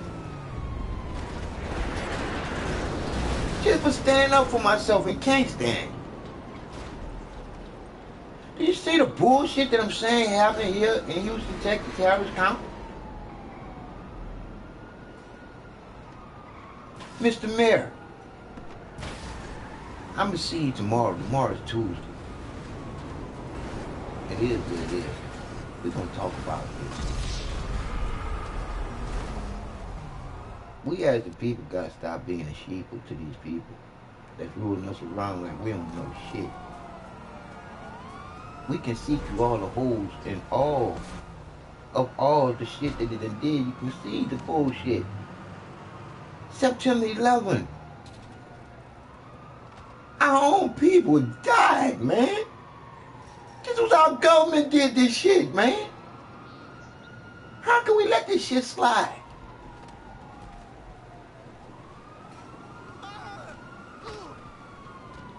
Heartbroken. But you think I fear death? I had already died 4 times. I know the divine. I can give you 4 periods of your life. I can give you 4 words beginning with L, ending with E. I can give you 1 word, 4 letters that sums it up how we all came to be. And it happens to be the Creator's original name before man changed it. The only name or word you can say in vain when you're calling out the name or you're telling somebody you feel about them. Because the only word or name you can say in vain is that you tell somebody you love them and you don't feel the same. When they find out you lied, they can change the whole world to the point where they don't want to be any distant. That's the only word you can say in vain. Because if God was a word you ain't supposed to say in vain, look how you call out the name so easily while having sex. See, because y'all turned the Creator's original name into a 3-letter word. Sex. It's just fucking having sex. It's not making love. 2 people who know each other make love. 2 people that don't give a fuck about each other can have sex. You see the truth in the difference? Love being the creator of everything. The opposite is when you start to love, when you start to hate. But let me let you understand, to overstand, to understand, to get what's straight. Loving you, unconditional creator, has no hell for you. The loving you, unconditional creator, loves you through and through. You create the hell for you. What you think, they got a hell for animals too? Animals do what they do by nature. We are the ones that have divine will. Part over nature. Over meaning we are not supposed to be eating the animals that's breeding and breeding, the double breeding, breeding air and breeding life. We're not supposed to be taking their life to continue life. How could that ever be straight when you're thinking straight? We just thinking the way that we was taught to think, like sheep, animals, not really people. Ever since what happened to me almost 3.5 years ago, being in the hospital to give up on life, to now know that the doctors are a bunch of lying sons of bitches. I'll say it again, a lot of the doctors are some lying sons of female dog, meaning an animal. No disrespect to the animal. But anyway, because when you look at, my hat goes off to your surgeons. Anybody dealing with the emergency room trauma, my hat goes off to you. But anybody that's dealing with the digestive system, dealing with doctors, dealing with that system, I feel for you. Because any doctor dealing with the digestive system coming into the trauma room, you're going to end up with some kind of medication, or they might end up killing you. But then they're going to say that it was all your fault. But it is, technically speaking. Because if you're listening to doctors and you're taking their medication and they're not prescribing you marijuana, that's all because they're not for what's for you. They're for what's going to make their pockets get big. And that's all on that bullshit medication. It's mind-boggling, people, when you know what the truth is. Our body is as divine as the Creator is in it. It is what it is. How do you think your body heals? Not from the outside in, it's from the inside out.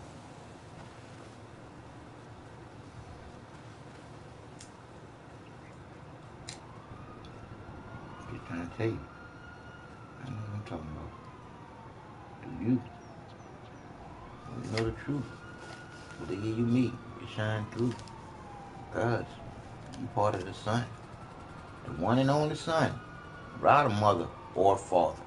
Because you are that one that's supposed to have a mother and a father. Here together on earth. See, cause that twist is the way that they twisted it up. Our Father who art in heaven, to try to take the glory away from that woman being the only creator here on earth. So they throw you up in some fucking heaven with a man. I say it again. They throw us up in the heavens with a man. When we down here with a woman, with a womb, being a portal to life. Think about it. You didn't do nothing to deserve a birthday. You were just born here, an empty glass, waiting for some truth. Your mama put in all the work for you to be birthed here to do what you do. Your daddy just did a couple of humps and he was through. He shot out the liquid. Your mama made it do what it do. All because of the divine creator within her. No God, no sky came down and did nothing. That is the fucking lie that they told to us. That's that Santa Claus, Easter Bunny, the Tooth Fairy bullshit, people.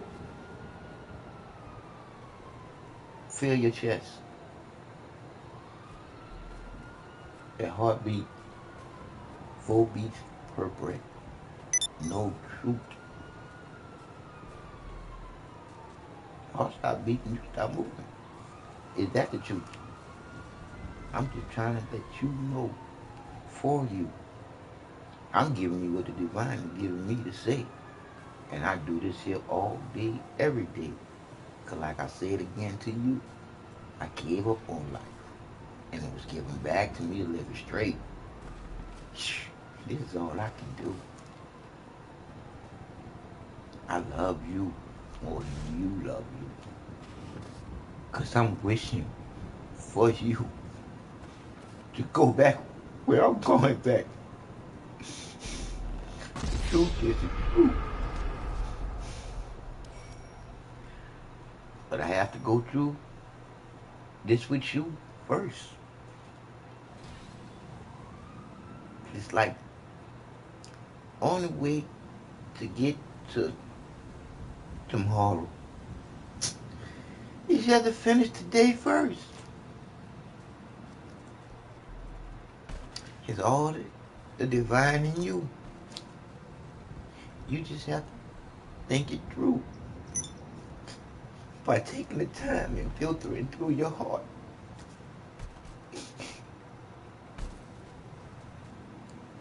It's horrible to sit here and know that doctors are doing people in and getting paid for it. Shouldn't a doctor get paid for how healthy you are?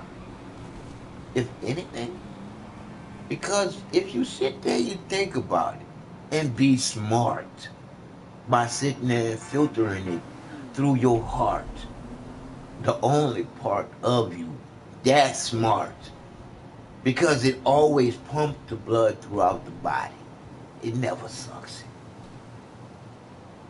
But think about it, people. What motivates your doctor to do for you? The money do. He don't give a fuck about you. I even told you the truth. Stop eating meat. Stop coming to see me. My medication is killing you.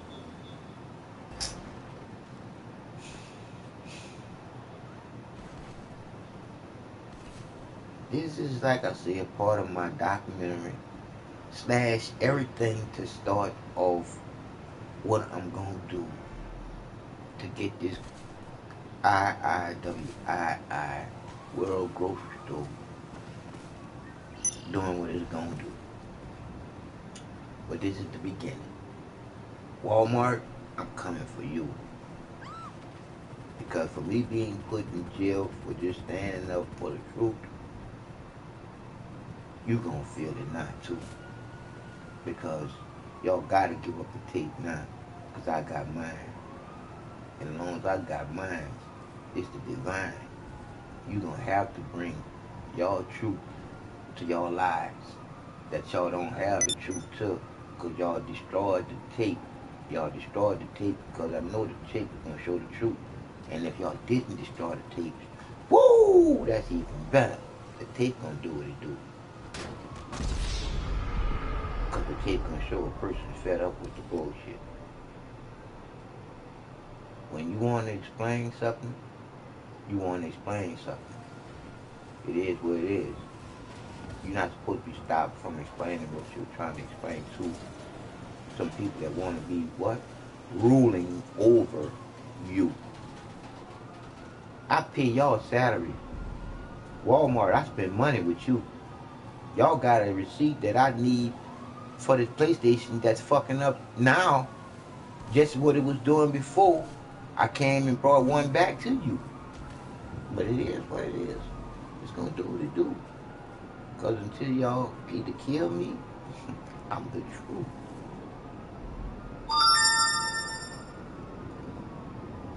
I second that emotion.